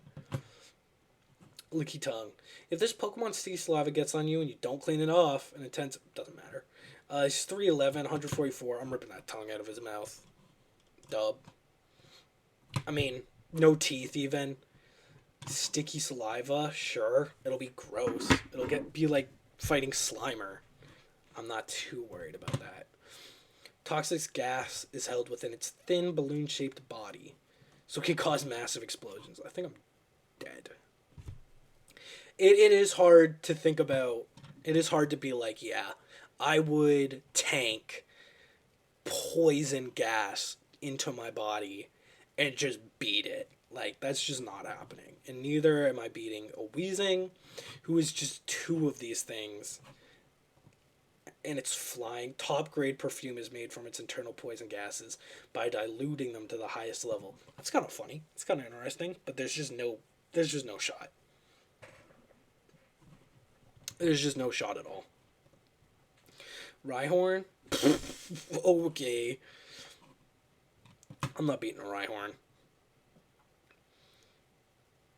It's gonna run into me. This is like Nidoking, but like way scarier. And I don't even. And I've been told that a Nidoking is gonna mess me up. So it's gonna ride on. Oh, it's just a Nidoking. Yeah, Rhydon's got me. The horn of a Rhydon is powerful enough to crush raw diamonds. Yeah, you got me, man. There's just no shot. Chansey, you're getting smoked. Chansey, there's just no shot. This kindly Pokemon lays highly nutritious eggs and shares them with interest. So it sounds like not only am I going to get a dub with smoking this Chansey just into the ground, it sounds like I'm also going to get a nice little breakfast made for me. Just crack an egg after I'm done. Maybe make a Chansey omelet. Okay? Bro is cooked. Bro is done. There's no shot for Chansey.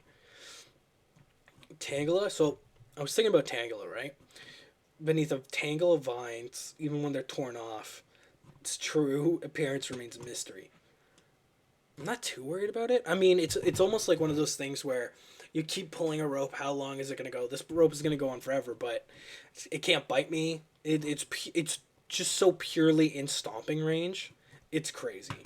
It's going to be picked up over my head. It's going to be smashed into the ground. This Tangela's got absolutely no shot. Kangaskhan. Okay, so another Nidoking. I'm cooked. Although it's carrying a baby in its pouch on its belly, it's swift on its feet, and it's not as heavy as I thought, but it is 7 feet tall, and I don't want to fight a 7 foot tall gargantuan monster. Cooked. Horsey, smoked. Fry this bad boy up. Whew. Bet you got a good meal on your hands. If attacked even by a large enemy, Horsey effortlessly swims to safety. Not no YMCA gymnasium. You're not getting out. You're just not getting out. I'm sorry. Seadra, these things are a little bit more scary. Toxic spines, so the back. But if I'm getting it at its tummy, its belly, I think a Seadra is cooked. I mean, I'm going to put close, but I'm winning. But, I mean, I think it's probably, like, I just don't, yeah, I think it's close, but I'm winning. As long as I look at it and go, those are really spiky, I think I'm going to do well to avoid it. Stomp resistant, true. Can't stomp out Seadra. That's on God. Goldeen, it's a goldfish. It's a big old goldfish. Like, it's kind of got a horn. It's a water dancing Pokemon. Its category is goldfish. The worst fish. I mean, come on. Smash. Facts. I mean, look at it. That's an easy smash. But also I would kill it. Yes. But also I would kill it for sure. Now a Sea King is big as hell. In autumn its body becomes more fatty. Okay. It's got teeth and a horn. But that's just like that's kind of just like a regular fish.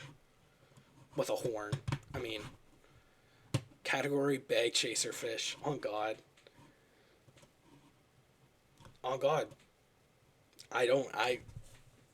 It's cooked though. It is fully cooked though. Like, I just don't, there's nothing it can do. Now, Staryu is no shot. A Staryu is beating me. But it is interesting. If you visit a beach, you'll be able to see, yeah, whatever. Starmie is a little bit more scary. Let's look at Starmie.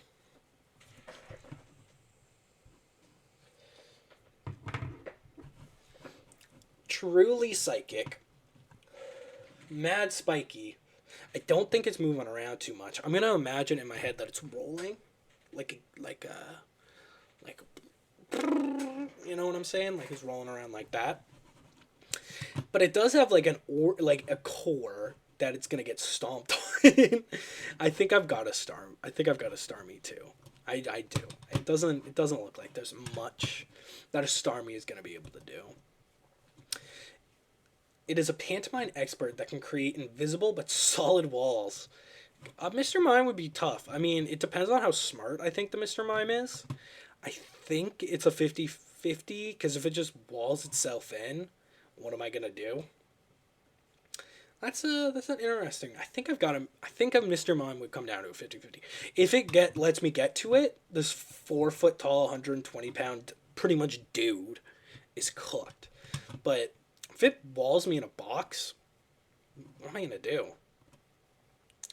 Scyther all day. I'm getting cooked by a Scyther. Look at this dude. This dude used to be my favorite guy. He's got sword arms and he can fly. That's moving too fast for the human eye to track. Okay, so I'd be dead the second I stepped a foot into the YMCA gymnasium. As soon as I feel that crisp air of the air conditioned YMCA gymnasium, I'm dead. I literally would not see it coming. Bro can move like a bullet. I'm done. I'm done. Jinx. Now, Jinx, another infamous Pokemon, had a much more racially charged design. In certain parts of the Galar, Jinx was once feared and worshipped as the Queen of Ice. Can they only be women? Oh, I didn't know that. It's a 4 feet tall, 9 dude. It's a psychic, but I mean, if we're, category human shape is crazy. Oh my god. I think I've got a Jinx. I think a Jinx is pretty toast. I can't lie. I don't really know what a Jinx would be able to do. Come on. Electabuzz. 3 feet tall, 66 pounds. His body constantly discharges electricity. Getting close to it will make your hair stand on end. So fighting this guy, he's like the conscious version of one of those balls that you see in one of those stores that sell a bunch of like garbage stuff that you go up and you put your hand on it and your hair goes like sure that's kind of scary, but it doesn't, I mean, it does have static.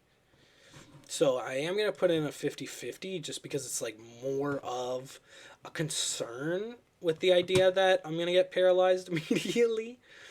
But I think I've got it. I think I've got an Electabuzz pretty down pat. Magmar, I'm cooked. Found near the, yeah, its body temperature is 2,200 degrees Fahrenheit. Yeah, that's a dead. That's a dead. There's nothing I can do against a Magmar. Look at him. He's got cheeks on his head. He's, I'm so cooked. It's unbelievable against a Magmar. Pincers are kind of scary. I mean, they judge one another based on pincers. Thicker, more impressive pincers make for more popularity with the opposite gender. That's just society, bro.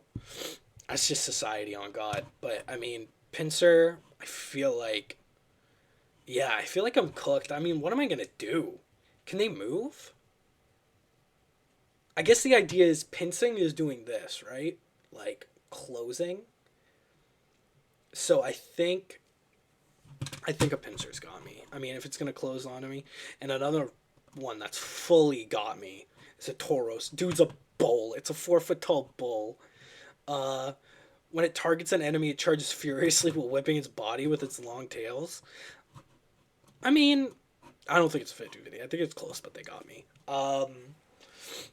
I've seen people mess up bulls before. I mean, that doesn't mean I would be able to do it, though. Yeah, I think I'm cooked. It's a 200-pound thing that is sprinting at you. And sure, it's only 4'7", but that almost means, like, it's going to be able to get under me when it lifts at the end of its charge when it gets to me. I'm so done. I'm so cooked by this thing. Magikarp, we all know it was coming. Cooked. Get shit on. Get shit on, Magikarp. You're nothing. Gyarados, though? Hey, yo. My fault, OG. My fault, OG. I didn't mean it like that. Once it appears, it goes on a rampage. It remains enraged until it demolishes everything around it. Ugh. My fault, OG. Gyarados has got me. Gyarados, what am I supposed to do? It's 21 feet tall? That's crazy. I did not know they were 600 pounds. A 21 foot tall, 600 pound anything is going to stomp me in a fight. It ferries people across the sea on its back. It may sing an enchanting cry if it is in a good mood. Lapras, I think, has got me. I mean, it's got that. I'm just kind of assuming that these horns, because it's been referenced like 20 times, is like can destroy raw diamond. Able to understand human speech and very intelligent. It loves to swim the sea with people on its back. It just seems, but it feels like it's almost too chill. Like, I think it would let me get on its back and then sink in a full rear naked choke. You know, my legs wrapped around here, my arms under here. I feel like I might have a Lapras, just because it would be like, yo, what's up, man? What's going on? You want to get on my back in the YMCA gymnasium? Sure, dude. And then I'm going to get on its back and straight take it out. Now, Ditto is interesting. Its transformability is perfect. However, if it's made to laugh, it can't maintain its disguise. It's kind of funny. Like, it's like fighting some YouTube content creator slime. You know? Like, it's a foot tall and it's 8 pounds. I think I have a Ditto, but I think I'm gonna put it in close, but it's winning. Cause its transformability is perfect. Like, if it decides to turn into a Gyarados, I don't know if it takes on the, you know, weight as well, or if it's just an 8.5 pound Gyarados. You know what? Let's go 50-50 then. I think it's a 50-50 on Ditto. If it's never seen a Gyarados before, how's it going to turn into a Gyarados too? You know? Like, I think I've got it. Eevee, it's kind of a rat. It's kind of a dog rat thing. I mean, shit. I'm going to have to start moving these up a little bit different. Here, I will just make this a little bit smaller. There we go. You guys can still see okay, right? Eevee cooked. I mean, it's like a little evolution. That's kind of funny. It is just like a little thing. It's like almost a squirrel. It's like a 12-inch squirrel. It's like a big squirrel, kind of just running around. Maybe like it's like a little dog. I think I could cook a little dog. Now, Vaporeon is interesting. Smash. Did you know that... I'm just kidding. I think I've got a Vaporeon too, though. It lives close to water. Its long tail is rigid with a fin. It is often mistaken for a mermaid's. I guess maybe if it gets me good with the fin, I'm kind of done. But I think a Vaporeon, I think I've got it. I mean, it's 3 feet tall. It's not even that big. That Stomp, that Smash over my head. Like, I don't really know what to call that. But yeah, no, I think I've got a Vaporeon as well. Now, Jolteon, I think they have static, don't they? No, they don't have static. Okay, I think I beat a Jolteon too. It concentrates the weak electric charge emitted by its cells and launches wicked lightning bolts. That just seems like it's able to do that. That doesn't even seem like a TM. I think it's got me then if it can just use lightning. I mean, I think I lose to a Jolteon for real. Flareon. Inhaled air is carried to its flame sac, heated and exhaled as fire that reaches over. Okay, so that's another innate ability, but now I'm just full on dead.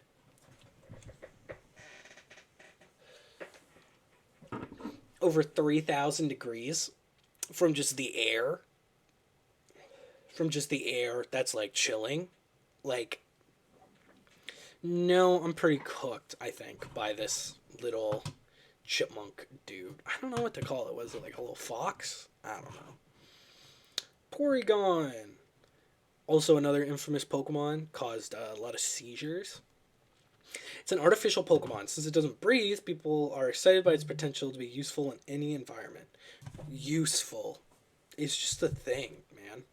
Like, what are we gonna be able to do to that? Like, do with that? Heart. It's kind of just like there. I think I've got a Porygon.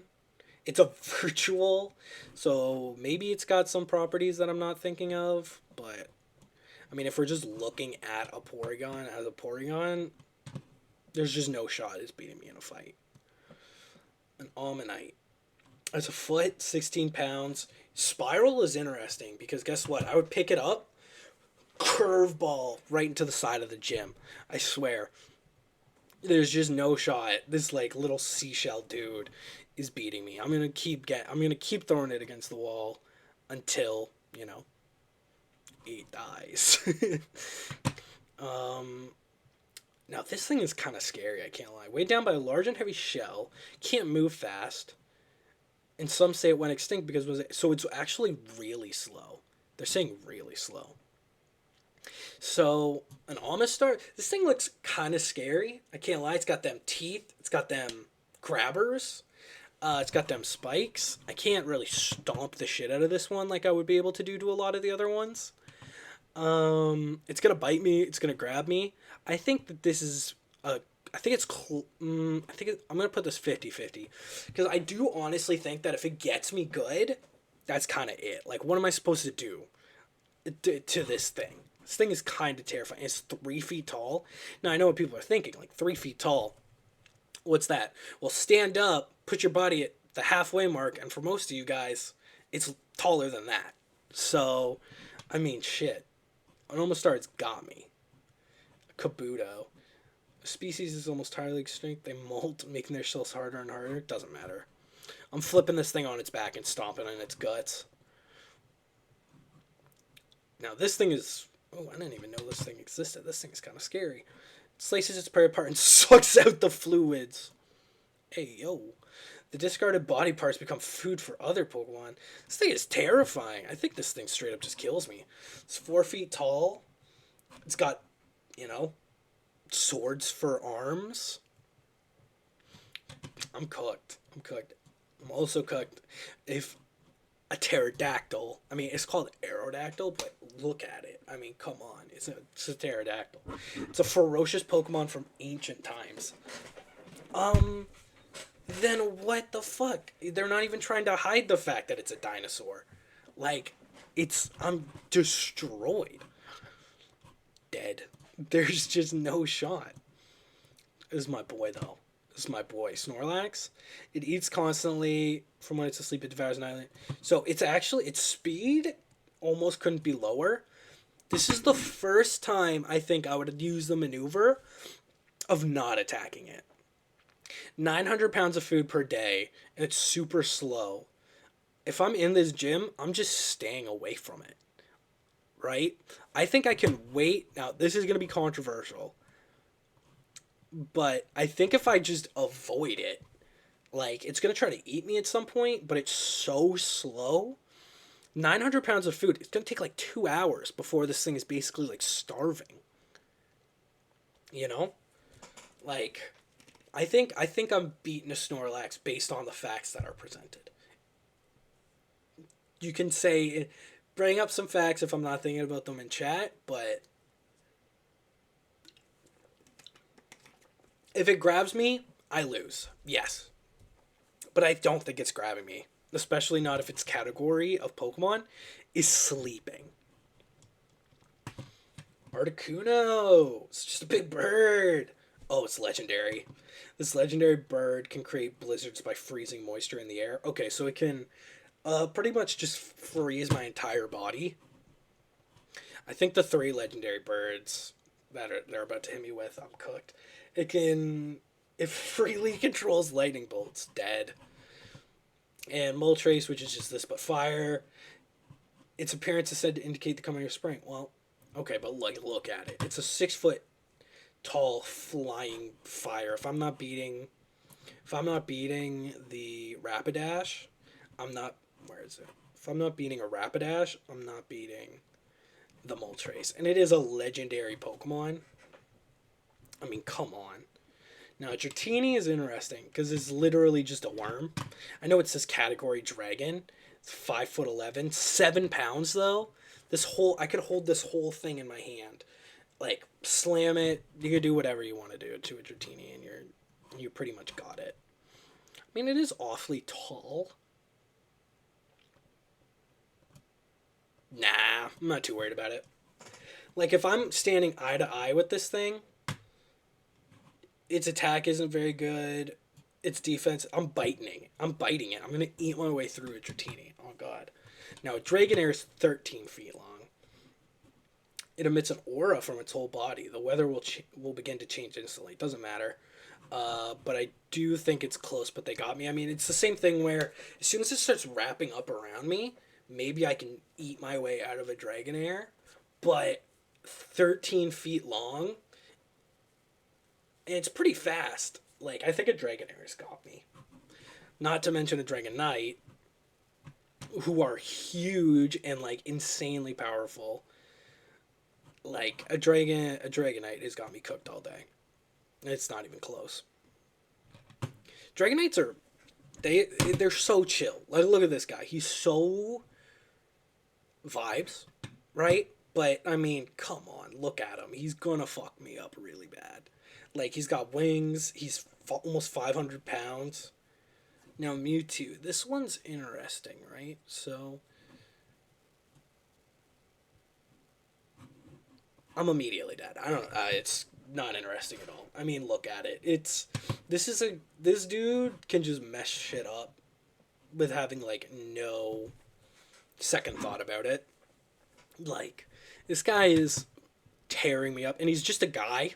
He is kind of just a guy, but like, look at that thing. Whew. And Mew. I mean, Mews are in category no species synchronized. I know, like, if you're looking at this from like just reading this, the perspective of it, it's like, oh, obviously it's just a little guy.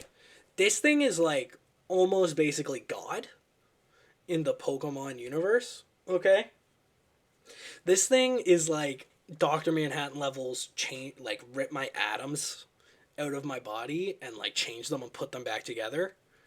You know, this thing is cooking me like 8 times over, and it's not even close. Chikorita. It loves to bask in the sunlight. It uses a leaf and shit. Cooked. I'm stomping this guy out. 2'11". It's bigger than I thought, but it is the size where it is almost like a pick it up off the ground and slam it into the ground. Like, what is a Chikorita gonna do that, you know, any of these other guys up here could do? Like, nothing. And it's, like I said, it's not even close. Bayleaf. The spicy scent that wafts from around Bayleaf's neck somehow makes those who smell it want to fight. Okay, so it's this dude is smelling salts. Bro is here, and he's like breaking a smelling salt under my nose, which is going to make me want to throw hands even harder. It's 3'11". This doesn't look that sharp. I mean, maybe it is. It's a leaf, though. Powers up grass-type moves when it's... So it'll be, like, stronger as it's, like, getting pummeled. But I think I've got a Bayleaf dead to rights. Now, Meganium, 5'11". Anyone who stands beside it becomes refreshed. Oh, dude! I think this is the first, second, and third evolution all I can beat. Anyone who stands beside it becomes refreshed, just as they were smoking in the soothing atmosphere. So I'm just going to be tanking this guy and just being like, you know, I feel really good right now, you know, like, I'm feeling chill, man. I'm feeling good. Like, so what am I stressing about? It's super not even that big of a deal to beat a Meganium. Cyndaquil. Now, this guy is fire. It usually stays hunched over and shoots flames out of its back. I think this might be, like, if I'm looking at it, it's a foot tall, 17 pounds. I think it's closer, for sure, than these three. But, but I don't think a Cyndaquil is going to get me. Oh, and these are all the Pokemon that we have left, so I am going to go through the rest of them.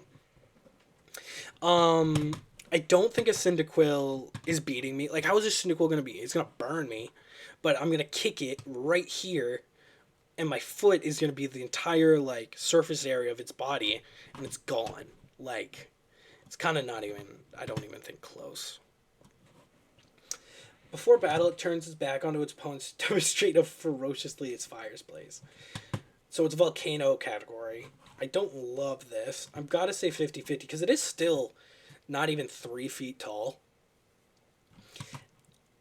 I'm going to kick the shit out of this. And it can't, let's say it does turn its back on me, like the entire time, like immediately.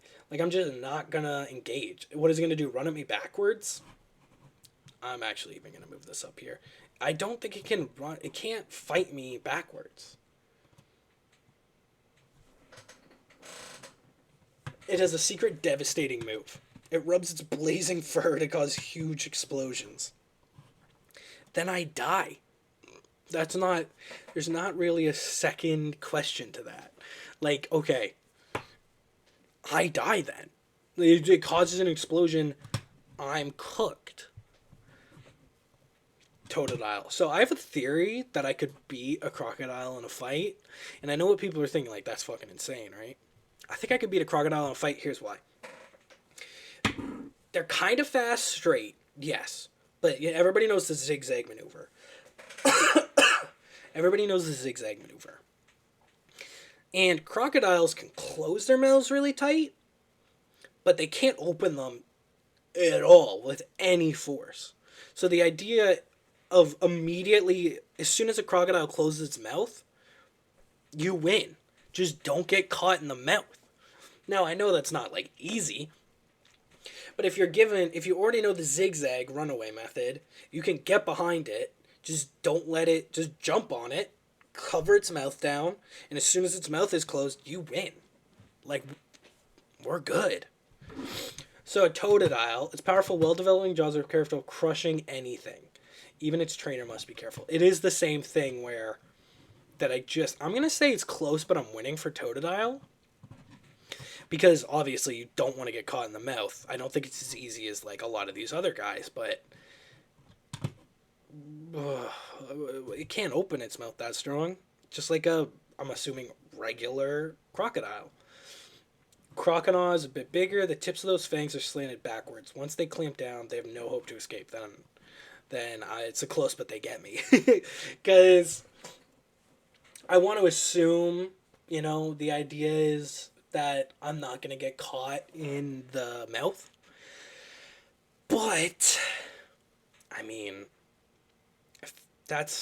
if it does and I'm cooked, then I'm cooked. And if it's close, but they got me for alligator.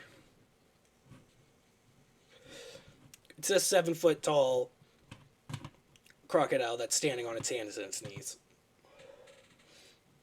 When it bites with its massive and powerful jaws, it shakes its head and savagely tears its victim up. I lose. It's 7 feet tall. This thing is insane. Sentret. Bro's looking at me like, Mom said it's my turn on the Xbox. This Pokemon is extremely cautious. Its supple tail is well-muscled and firm to the touch. Yeah, get cooked, though. I'm grabbing that tail, and I'm going whoops, whoops against the wall with this dude. Like, what is it? It's a weakness is to fighting. Well, guess what? If I'm in this situation, consider it a class, it's fighting, because what I'm doing is scrapping with these Pokemon. For it, it's a 5'11"? Oh my god. That's way bigger than I thought it was. Now, I'm going to assume that's like tail to the top of its head. I still think I beat it, but I might even put close, but I'm winning here because 5'11", that's huge. I didn't know they were that big. That's actually crazy. We're going Hoot Hoot next. It's 2-foot tall owl. Tilts its head. Yeah. I think I could beat a regular owl in a fight, and I think a regular owl would beat a Hoot Hoot in a fight. No claws is true. I do think it's like one of those things where it's kind of like how a snake would kind of... 5'11". I think you're actually right. I think I've actually got this for it cooked.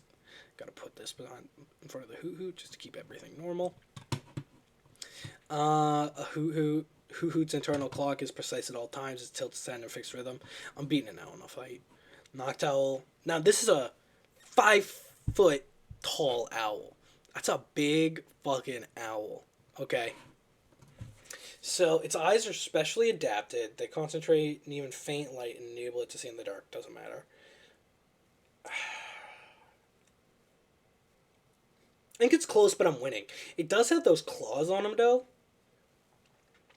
And damn, the way he's looking at me, kind of scary. But I think I've got a hoot hoot. But it's going to be closer. I'm going to get ripped up a little bit, but I think I've got it. It's very sensitive to cold. Yeah, it doesn't matter. Bro's messed up. It's a ladybug, dude. It's gonna. What is it gonna do? Early bird? What? It awakens from sleep twice as fast. Well, I'm putting it to death, not sleep. It said that the patterns on its back are related to the stars in the night sky. But the details of the relationship. Okay, so that's unhelpful. It's a 4 foot tall. It's just like a little dude. He doesn't even look like it's gonna bite me. I think that's just another. I think that's just another kill. I gotta be honest. Okay, so this is where we're looking at it a little bit different. So yes, obviously, it is not like if we're looking at like the stats of it, fine, right? It's just like a lot of the other Pokemon we've seen, but I don't like spiders very much. Spiders are scary. Spiders are terrifying, even. And if I saw a foot long spider that weighed 20 pounds running at me, psychologically, that's going to fuck me up for the fight compared to a lot of these other things. Okay? I'm going to say. Even when they're prey and stay in its nest, it'll wait motionlessly until darkness falls. Oh, then I think I beat it. But I think if we go to the next one, I'm so cooked by this thing. There's just no shot. Just because of the general, what I just described as it being a giant spider type bug thing. A single strand of a special thread is endlessly spun out of its rear. The thread leads back to its nest. That's terrifying. And I think I'm getting cooked by this thing. There's just no shot. The emotional, like, I don't want to say damage, but just like the emotional, like, advantage it would have on me because it's a scary spider bug thing is going to be a lot in this fight. Crobat. Both of its legs have turned into wings without a sound. It flies swiftly towards its prey and sinks its fangs into its neck. Sure, it might get me in the neck, but I don't think it's killing me with its neck bite. And I think if I can, as soon as it's in my neck, I'm grabbing it. And then I'm Bradley Martining this fucking bug. Or this fucking bat. 5'11"? It's a 6 foot. That's terrifying. I think this is a 50-50. But if anybody else disagrees, let me know and I'll take another look at it. But, I mean, its teeth don't look that strong. Let's see. Is this kind of the only interpretation? Its teeth don't look that. Holy shit.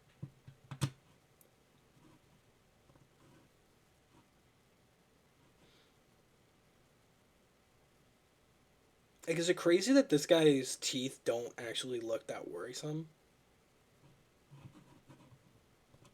I don't know. I'm gonna leave it in the 50-50 because I don't know. I'd like to assume, or I'd like to think that I've got it cooked, but looks a little scary. Now this thing is fucking dead. There is no shot I'm losing to this thing. Yeah. Sorry, bro. You're cooked central because it lives in the ocean depths beyond. Yeah, no. It's in a YMCA gymnasium, and it's just gonna vibe there, I guess. Like, it's cooked. There's no shot that this thing isn't getting its, like, head stomped in. Portions of its dorsal fin mutated, becoming the parts that go to lure prey. I still don't know how this thing is gonna, fight me. It doesn't have teeth. Let's say it is swimming around in this YMCA gymnasium. That's like kind of the thought process, but behind a lot of these, behind a lot of these water dwelling Pokemon, it's just there's just no shot, right? Like, how's it gonna beat me? It's 50 pounds. That's nothing. Pichu static. Okay, that's an advantage it does have. It's in Smash Brothers. I'm going to go 50-50 chance on Pichu, which sounds crazy. But if I get paralyzed, it's gonna use its like moves that I learned in Smash Bros or whatever. That was stupid. But you know what I mean. Like it's unskilled at storing electric power. Any kind of electric shock causes it to discharge energy spontaneously. It's like a bomb of electricity that's just not well put together. I think it's a close to a 50-50 chance. If I don't get paralyzed on the first kick, it's cooked though. On late nights illuminated by shooting stars, it gazes intently skyward as if thinking of its home. Okay. Get curb stomped. I mean, Cleffa, what are you going to do? Nothing. It's a foot tall. It's 6 pounds. It's almost one of the most stompable Pokemon that there are, truly. Igglybuff. Oh, this is just a worse Jigglypuff.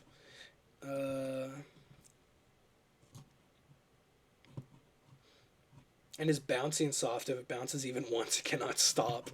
Okay, well, I'm bouncing your head off the ground as I go, like... Like, if I'm literally dribbling this thing like a basketball. Taking a couple free throws, and then putting it out of its misery. Like... I gotta be honest, I'm a big Togepi fan. Love Togepi, but... The shell seems to be filled with joy. It is said that it will share good luck when treated kindly. It doesn't say anything about bad luck. Get stomped. They say that it will appear before kind-hearted, caring people and shower them with happiness. Sure. But what happens when it's stuck in a... What happens when it's stuck in a YMCA gymnasium with someone who needs to fight it to the death? Okay, it's flying, and it's a fairy, sure. Its category is happiness.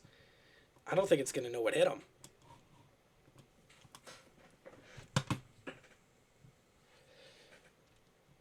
Tiny bird, 8 inches, 4 pounds. It's kind of not even close. It says that it stays still and quiet because it's seeing both the past and future at the same time.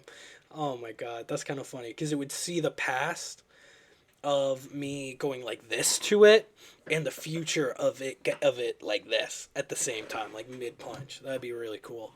But that's getting ripped apart. It's not even close. Mareep, this is just a sheep, eh? It does have static. Static has been a big ability where it really is something where I don't know if I'm going to be able to overcome it a lot of the time. It's such a 50-50 almost immediately once static is involved. I think I'm going to go static on the Mareep, or 50-50 on the Mareep. If static electricity builds in its body, its fleece doubles in volume. Touching it will shock you. Well, hardwood floor can get a little like that sometimes. I'm going to put it in the 50-50 just because if I get paralyzed, then I lose. Like, there's really nothing else that you can kind of do about that. Flaffy. As a result of storing too much electricity, it developed patches where even downy wool won't grow. That's just more shots for me. I'm going to have to put it, like, because of what I just said in the 50-50 because it has static, but come on. What's this dude going to do? The bright light on its tail can be seen from far away. It has been treasured since ancient times as a beacon. Thing's a little scary. It's 4 feet tall. It's also got static. But I mean, what is it going to do to beat me? Like, headbutt me a bunch? I'm going to have to go 50-50 again because of static. But let's say... You know what, though? I think... No, that makes sense. If I get paralyzed, I'm cooked. If I get paralyzed fully, I'm cooked. You're done. You're a little hula dancing flower. And you're foot tall. Bro is designed to be stomped. Okay? Meryl, another stomp Pokemon. It repels water. It can stay dry. Huge power. Double zoo power. Doesn't matter. Doesn't matter. It's like soccer ball sized. You know? Like, it's actually getting punted. Its long ears are good sensors. It can distinguish swings of monitor and tell them what they are. Cool. I'm going to clap, and it's going to start on the ground freaking out because of the loudest thing it's ever heard. Because I don't know if you guys have ever clapped in an empty gymnasium, but that's gonna echo, and I think that this is the first almost taken out purely by non-physical ability. I'm clapping as loud as I can in this dude's ears, and he's just done. There's just no shot. Pseudo Wudo. Although it always pretends to be a tree, its compositions appear more similar to rock than vegetation. Okay, so it's like sturdy. It's gonna be like harder to kill. But if I walk into a gym and someone says, "Yo, if you lose this fight, you die," go into a gym and I see like a little 3'11" tree in the middle of the room, first thing I'm doing is running up and double drop kicking that tree. Okay, the Sudowoodo is gone. I'm gonna put it here because I just don't think it would have much shot. I mean, you know what? I'll put close, but I'm winning because it does look like it's a little bit more. What's the word? Like humanoid. Okay, I think, but I'm really not too worried about it. Polytoad. It's a 3 foot tall frog. Poliwag and Poliwhirl hear its cry. They respond by gathering from far and wide. Doesn't matter. I'd like to see them try to get to him before I stomp him out. Hoppip. It's a foot tall. Leaf guard. I think that just means it doesn't matter. It's blown across. It's literally losing to the wind. And let me tell you, these bad boys hit harder than the wind does. Okay. Easy stomp. Can apparently tell where Skiblin was born. That's awesome. It's 2 feet tall. It's 2 pounds. Stomped out. Like, it's just unnecessary to even have to consider. Jumploof travels on seasonal winds once it's gone its journey, as does its life? That's crazy. But I am just going to grab it and go until I can get all that puff out. And that thing is done. Now, Apalm's interesting. It lives atop tall trees. When leaping from branch to branch, it uses its tail for balance. Long tail, 2 foot, 25 pounds. Having to look at its stats aren't great. It's weak to fighting, and I'm fighting. I've got to say I've got this guy. Now, he does have... I am going to put it in close, but I'm winning because of this. Teeth. This is a monkey with teeth. I don't want to get my face eaten. That's going to be kind of scary.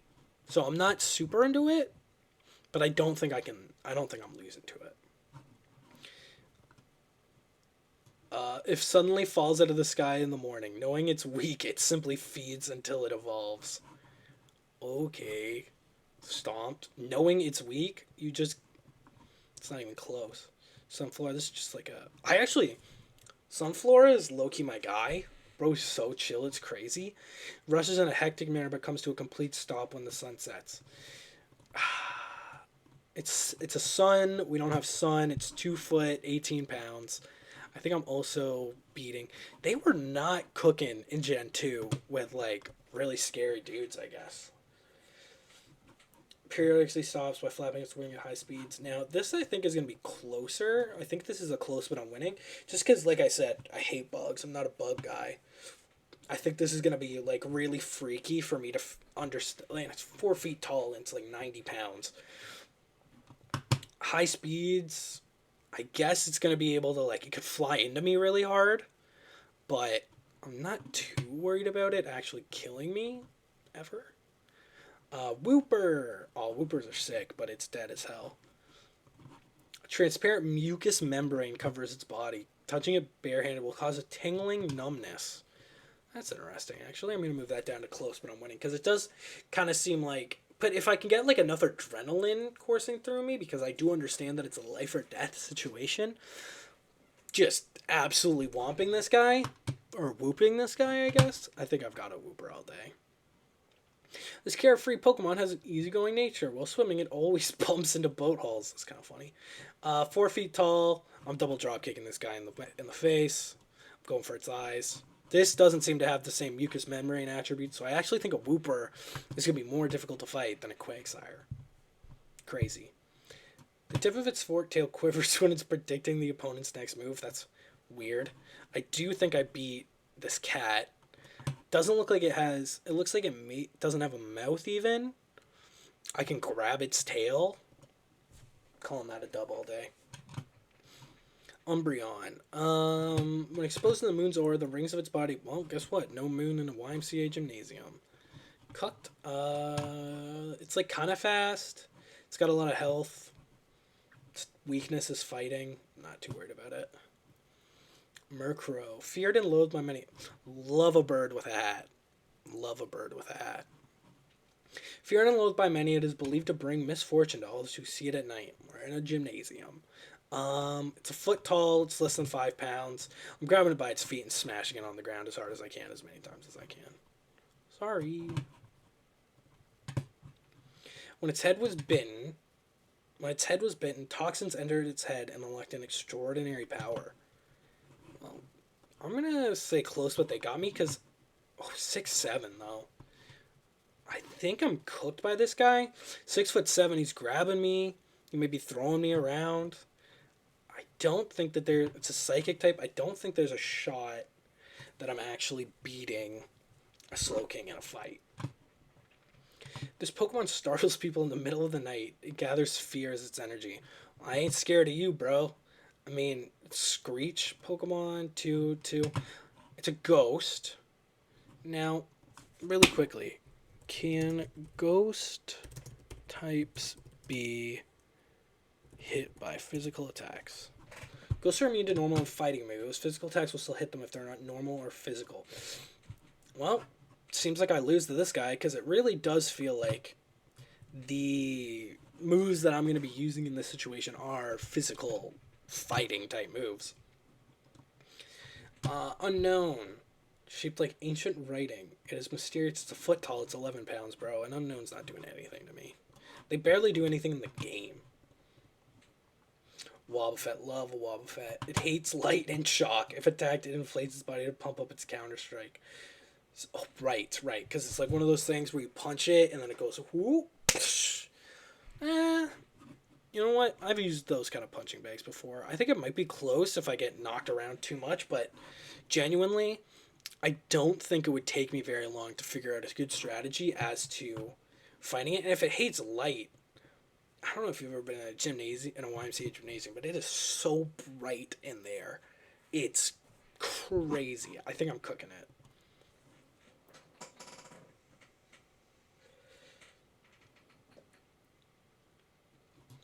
Although very small, the brain in its tail it's only 4'11", is still considered an important organ because it emits powerful psychic energy. I'm going to go 50-50. I think I'm beating it. Like, it doesn't have teeth. It's got spikes, sure, but if I break its legs, what is it doing? Pinecoat, love Pinecoat. He's so cooked. But, like, look at him. They didn't even try. They just gave a Pinecoat and eyes and said, we're good to go. It likes to make its shell thicker by adding layers of tree bark. Okay, so what you're saying is this is literal tree bark. I'm cooking a tree bark Pokemon. Pinecone looking ass. It's usually found hanging on a fat tree trunk. It shoots out bits of its shell.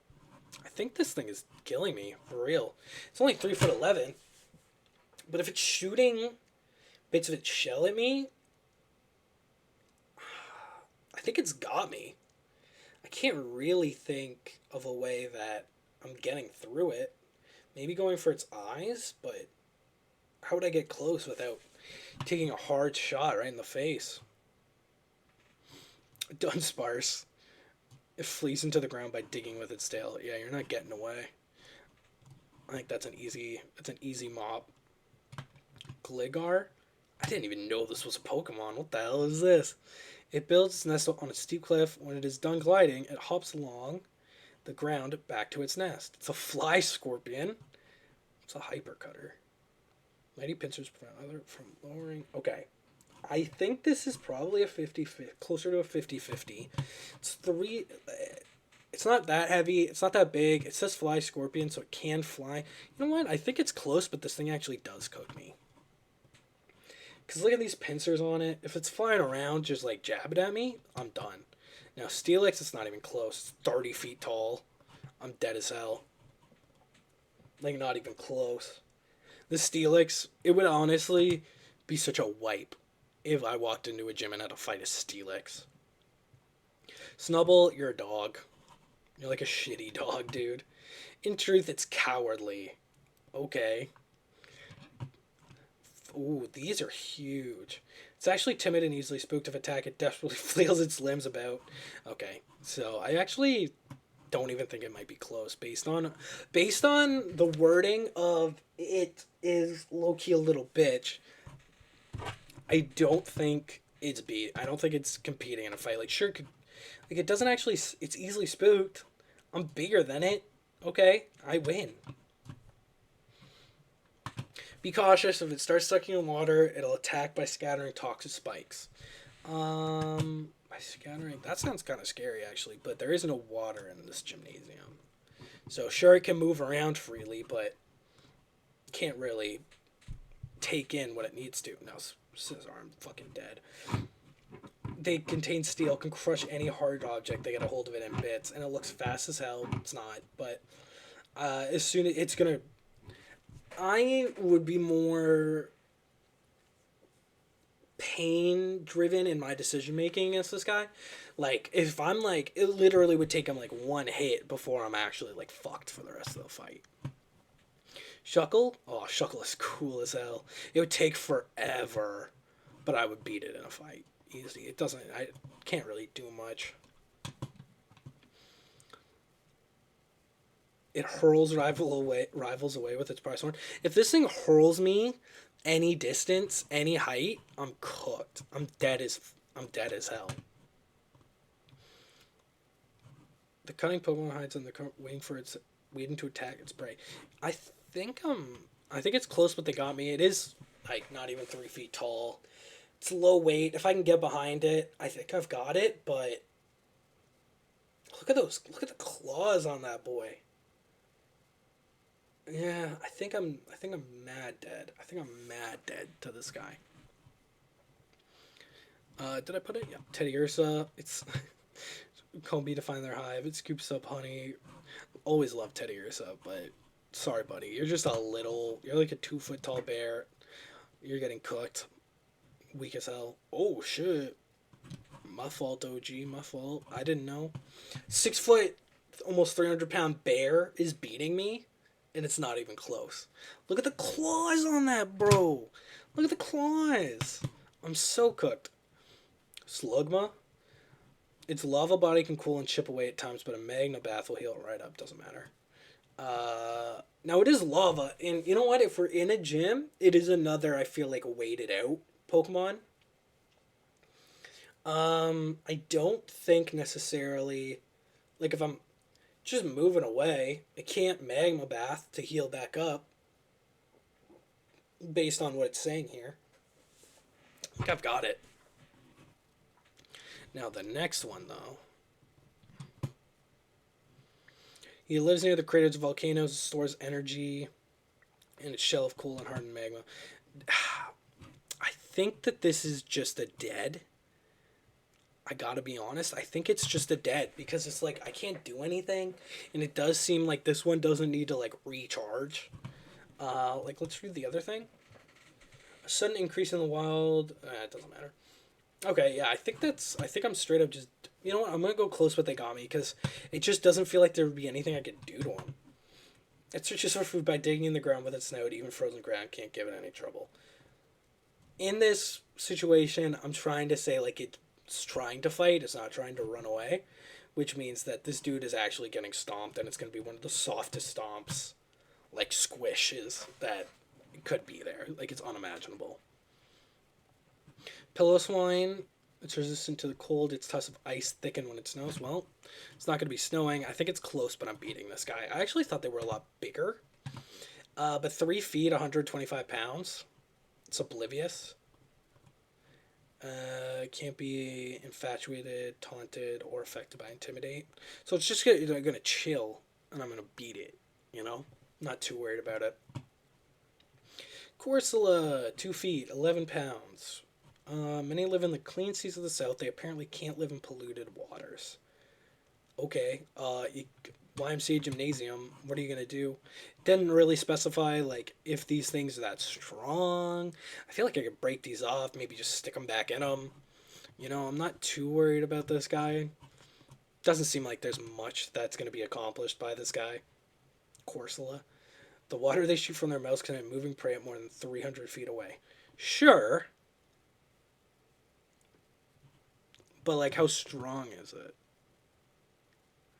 You know what? This guy might cook me. I think it's close, but they got me because it is one of those things where, based on how the wording is, I don't know how strong it is. Obviously, it might be 300 feet per second, which is gonna like decimate me. But if it's just like they're shooting it straight up and it's arcing into them, which is causing 300 foot away, like they're just good at aiming, maybe. So I'm gonna put that in close. I'm gonna put it in 50-50 just because we don't. I'm also gonna put this guy in 50-50 just because I don't really know what I could do to these guys based on what is going to be their tactic of fighting. Artillery. It has a tendency to want to be in holes. Hey, yo, same here. It prefers rock crags or pots and sprays ink from them before attacking. Okay, it's a sniper. It's a jet. Does it give any indication? Oh shit, it traps enemies with its suction cup tentacles and smashes them with its head. Well, I think I'm dead then. If a 3 foot tall octopus jumps on you and just starts hitting you, like doming you, then what are you gonna do? Like, I can't stomp it out. Probably can't rip its legs off.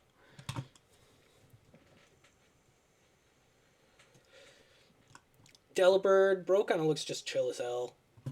It's a delivery Pokemon. I think I got it. It's a 3 foot tall, less than 40-pound dude. Not much, I think, is going to be affected by anything that I'm reading here. I think I'm stomping this bird out. It's like a little penguin. It's like killing a penguin. It's not hard. If it builds up enough swim speed, it can jump out above the waves and glide for over 300 feet.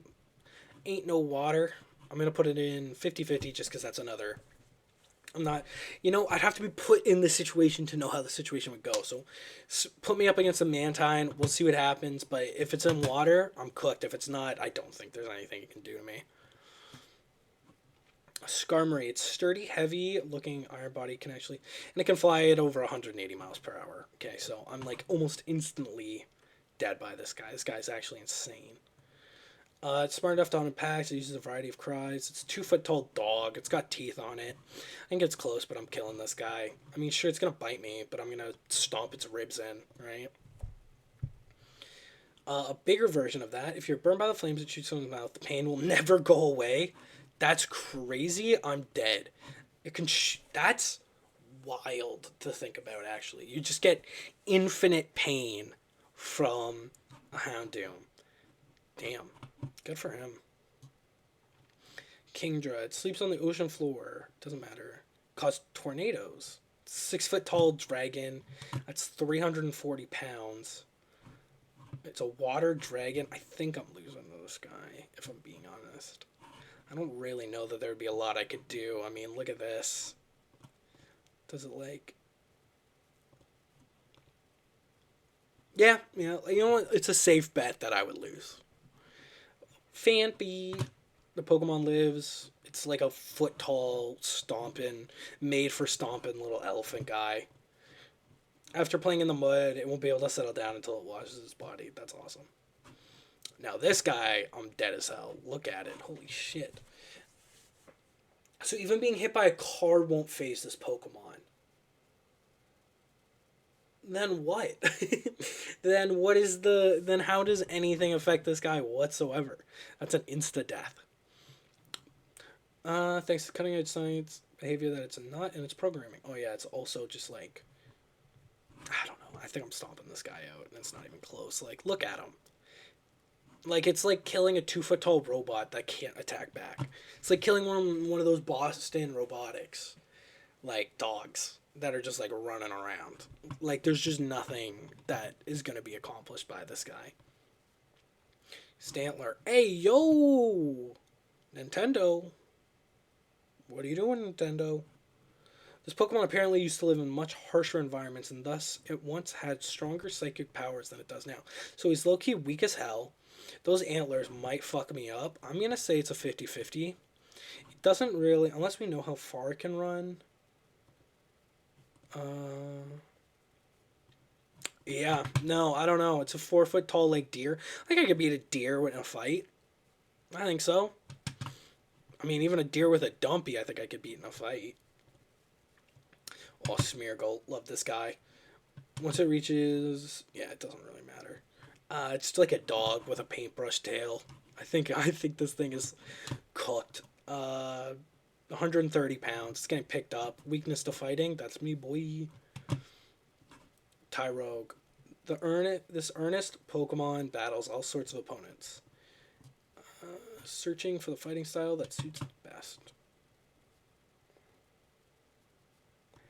Okay, I think it's close, but they beat me. And here's why. Because if we're reading this, it does say, its intense desire to become stronger and stronger. Now, am I fighting this guy at the beginning of its life, when it's not strong at all? Or am I fighting it at the end of its life, or midpoint of its life, where it's figured out how to decimate me? So I'm going to have to go 50-50 chance on this one. Just because I think if I'm fighting it first, I've got it. I'm ripping its head off its shoulders, But I think if I'm fighting it after it's already figured some shit out, I'm cooked. This Pokemon is adept at dance-like kicks. The horn atop its head is made from the same substance that generally forms fur and claws. I feel like those are like very different things. I'm gonna say I think it's close, but it beats me. Because if it's just constantly spinning, and it's got all these fucking sharp ass things on it, I think I'm cooked. Very stompable though. Oh, the Tyrogue? Yeah, Tyrogue is pretty stompable. I can't lie, but I think that's closer. I actually think I should put Tyrogue in the 50-50. I think it's a 50-50 chance depending on when I meet the Tyrogue in its life. But the Hitmontop, I think if it's just constantly spinning and it's cutting me up, how am I going to grab it? I think I'm cooked. Smoochum, you're just so unbelievably stompable. Look at you. If it gets dirty, it'll bathe immediately. I'll spit on its face, and then it'll be like, oh no, and then I've got it. Just absolutely just destroyed. Elekid, it loves violent thunder between its horse flicker with bluish white when it's charging energy. So it can just naturally charge. I think I'm dead. It can naturally charge. It has static, so I'm gonna get paralyzed. I don't think that there's like anything I can really do to this guy. Like if my first punch paralyzes me, then I die anyway. So, nah, I'm cooked. Magby. Each and every time it inhales and exhales, sparks leaks from its mouth and nostrils. Okay, that's fine. It's a 2 foot tall flame body. Contact with the Pokemon may burn the attacker. Depending on, I think it's going to be it's a close. I think it's closer. It's close, but I think I'm stomping it out. Especially if I've got my fit on, if I'm wearing like actual just shoes. I don't know if that technically counts. I mean, it's going to burn possibly through my shoes, but I think I am stomping this guy out. No sweat. Okay, so we're looking at our last 10 Pokemon here. Miltank. Ooh, girl. Miltank produces highly nutritious milk, so it's been supporting the lives of people and other Pokemon since ancient times. So I'm fighting a 4 foot tall cow. I'm beating it. I don't even think it's close. I think I've got it dead to rights. It's a cow. It's a 4 foot tall cow. I don't think there's anything that this cow is going to be able to do to stop me. Maybe bite me, but no teeth. I got you all day. Anyone who takes even one taste of Blissey's eggs become unfailingly caring and pleasant to everyone. Bro, that's kind of fucked up. Sometimes it's like somebody, like let's say it's your job to be like an HR person and you accidentally taste a Blissey's egg, then like no matter what, you're just gonna be like that's it's against you'd have to be fired. You can't be an HR person and be unfailingly caring and pleasant to everyone. How are you gonna be pleasant to someone who's actively being like a nuisance or like putting people in danger? This is kind of fucked up. I know people don't think about probably wouldn't think about it that way, but it seems kind of fucked up. Um. So, but I think I'm beating it. It's 5 foot tall. It's a ball. I'm kicking it. Those don't even. Those look more feather like than sharp. And I'm cooking a nice egg and being nice to everyone for the rest of my life, I guess. So, Raikou. Oh, so cooked. It's unbelievable. So cooked. Looks like we only have legendaries from here on out, except for I don't think this is a legendary, but I guess we'll see. Raikou, I'm so cooked. Raikou embodies the speed of lightning, the roars of this Pokemon send shockwaves. Dude, if I walked into a room, like I said, speed of lightning, the speed of light, the speed of light is faster than the speed of sound. Okay? I'm just so unbelievably dead. He embodies the passion of magma, is thought to have been born in the eruption of a volcano, and sends up massive bursts of fire that consume all that they touch. I'm dead. Suicune, Suicune embodies the compassion of a pure spring of water, runs across the room with gracefulness, and they have the power to purify dirty water. Now I know this is a legendary Pokemon.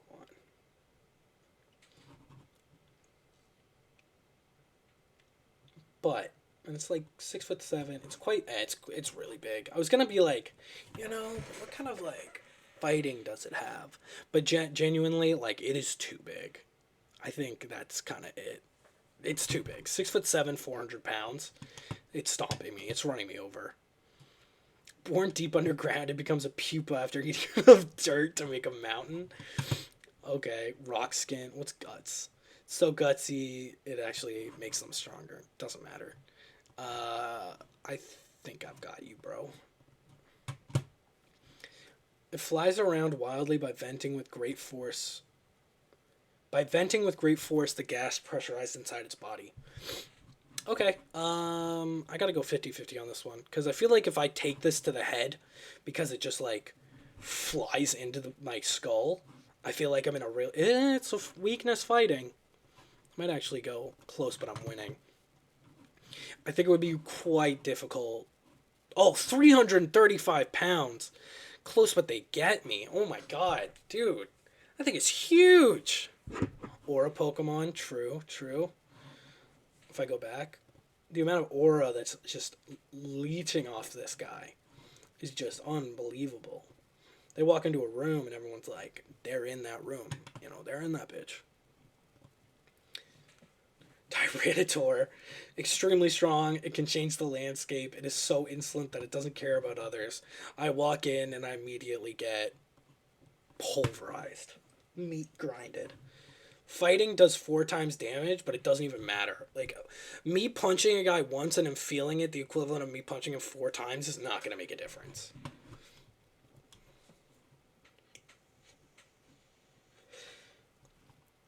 Lugia is a legendary 17-foot tall Pokemon that weighs almost 500 pounds. Dead instantly. They pack devastating power. A light fluttering of its wings can blow apart regular houses. Okay. Ho-Oh. Their feathers, 7 colors depending, bring happiness. Is live at the foot of a rainbow. 12-foot tall. Look at the beak on that dude. Look at the claws on that dude. Almost 450 pounds. I'm cooked. And Celebi. They came from the future by crossing over time. It is thought that so long as they appear, a bright and shining future awaits us. Gotta be honest. I think I could beat this dude in a fight. I mean, I think it's close, but they got me. I mean, I understand they can travel. Well, can they just, like, travel through time at will? Because if so, I'm cooked no matter what. But, okay. So that is 251 Pokemon. Let's close this down. Fill this out. Let's bring down the text. So, if we're looking at this,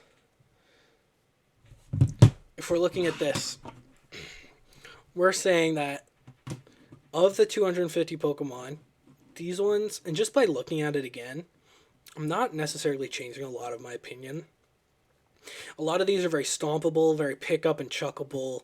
Like this dude is the only one who these two I'm thinking maybe could be moved, but he doesn't have the water and he's low-key a bitch, they said.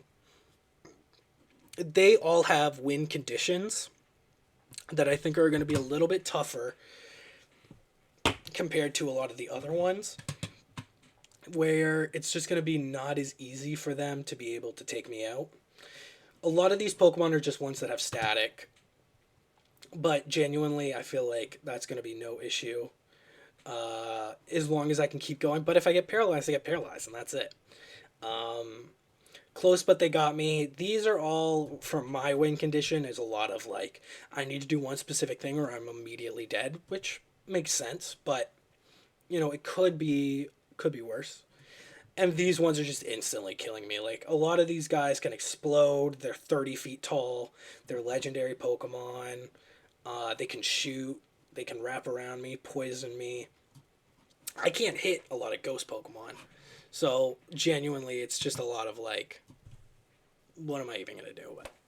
So, yeah.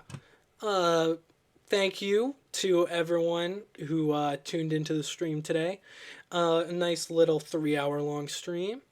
I'm gonna keep hopefully being able to be here every Saturday at about noon to whenever with whatever cool fun idea I've come up with. The VOD for this video will be available, I believe, for the next week.